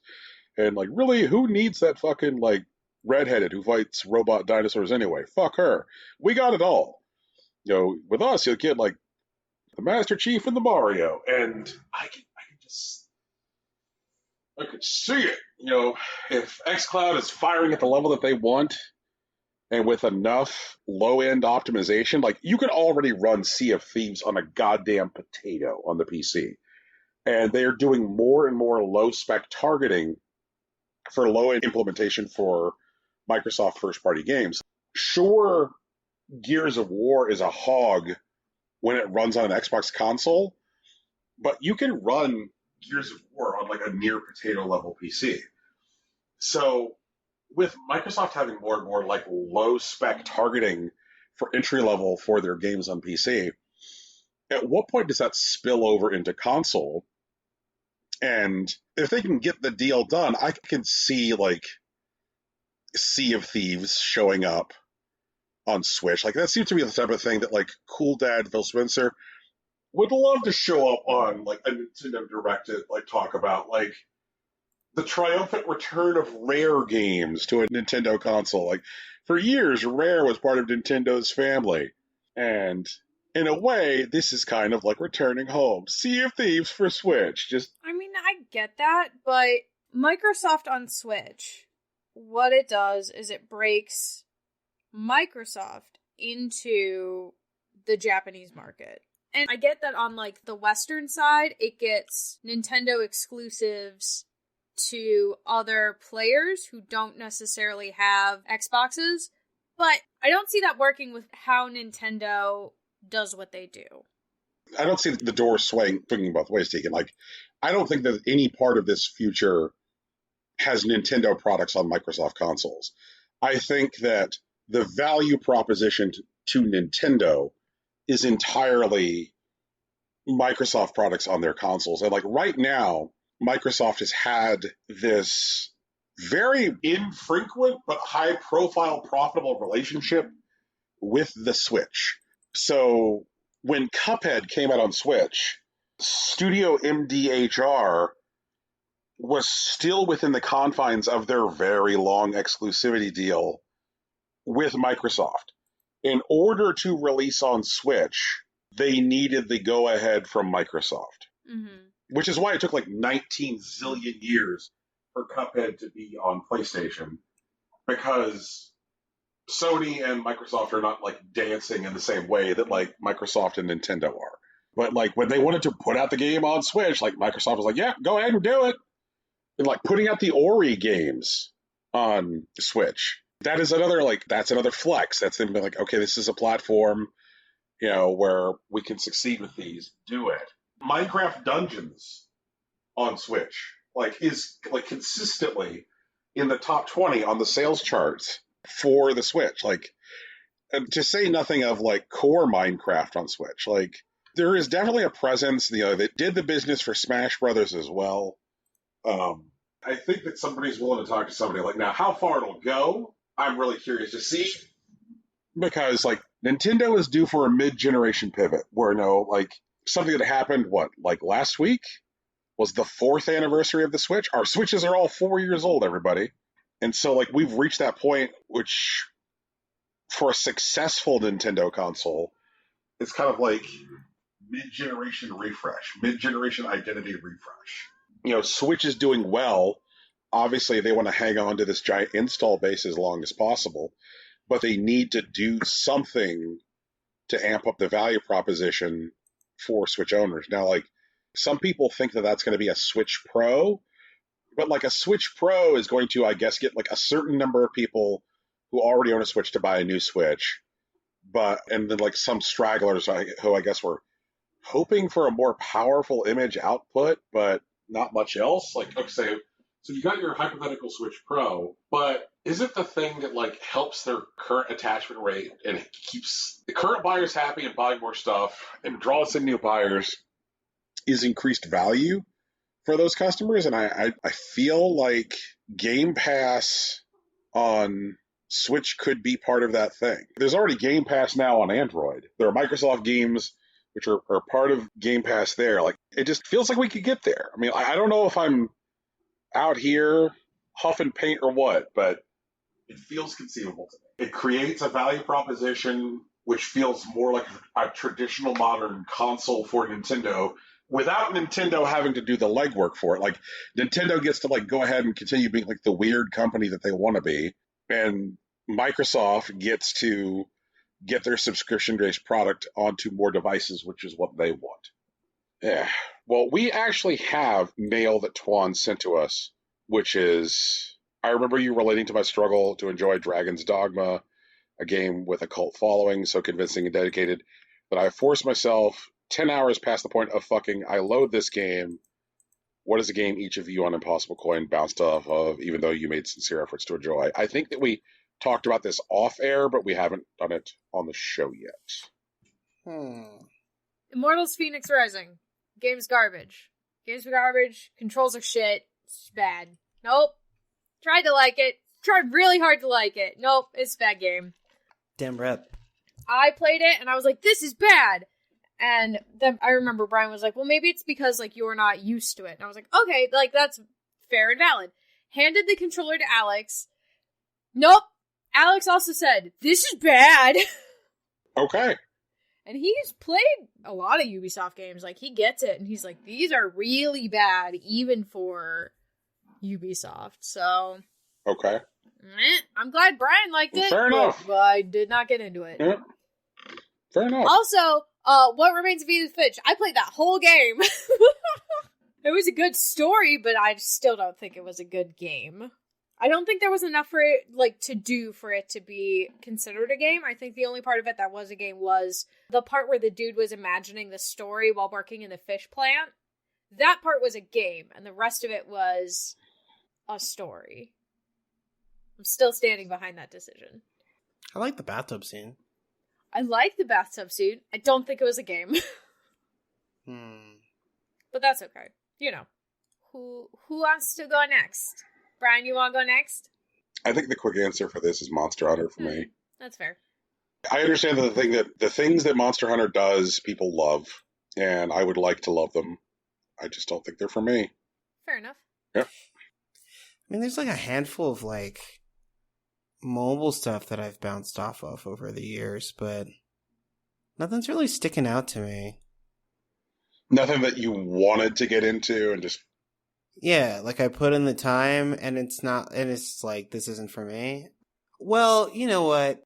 I think I feel that way about Call of Duty. And I think because of like the way that like it became really samey and it didn't turn into like a third place for me. Like I just didn't enjoy the gameplay experience enough to stay there. Mm-hmm. So everyone, this has been our show. It's called Impossible Coin. We do it every week. You can find us wherever podcasts are found.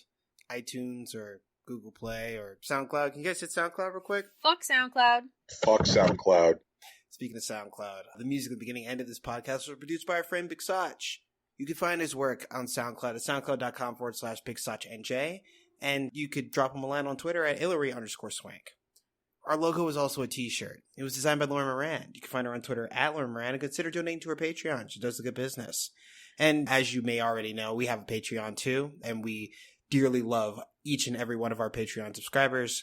If you want to find us and see what we're doing, you can find us at patreon.com/ImpossibleCoinPodcast, where you'll find our bonus watch-alongs, our specialized episodes on things that we care about, like anime, which is upcoming, and wrestling, which is also coming soon.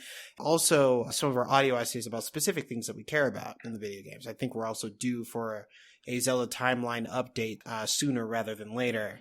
This is accurate. If you want to talk to any of us directly, you can find us on social media. I'm on Facebook and Instagram. Brian's on Twitter. Tegan's on Tumblr. It's all Impossible Coin. No underscores or dashes or anything weird like that.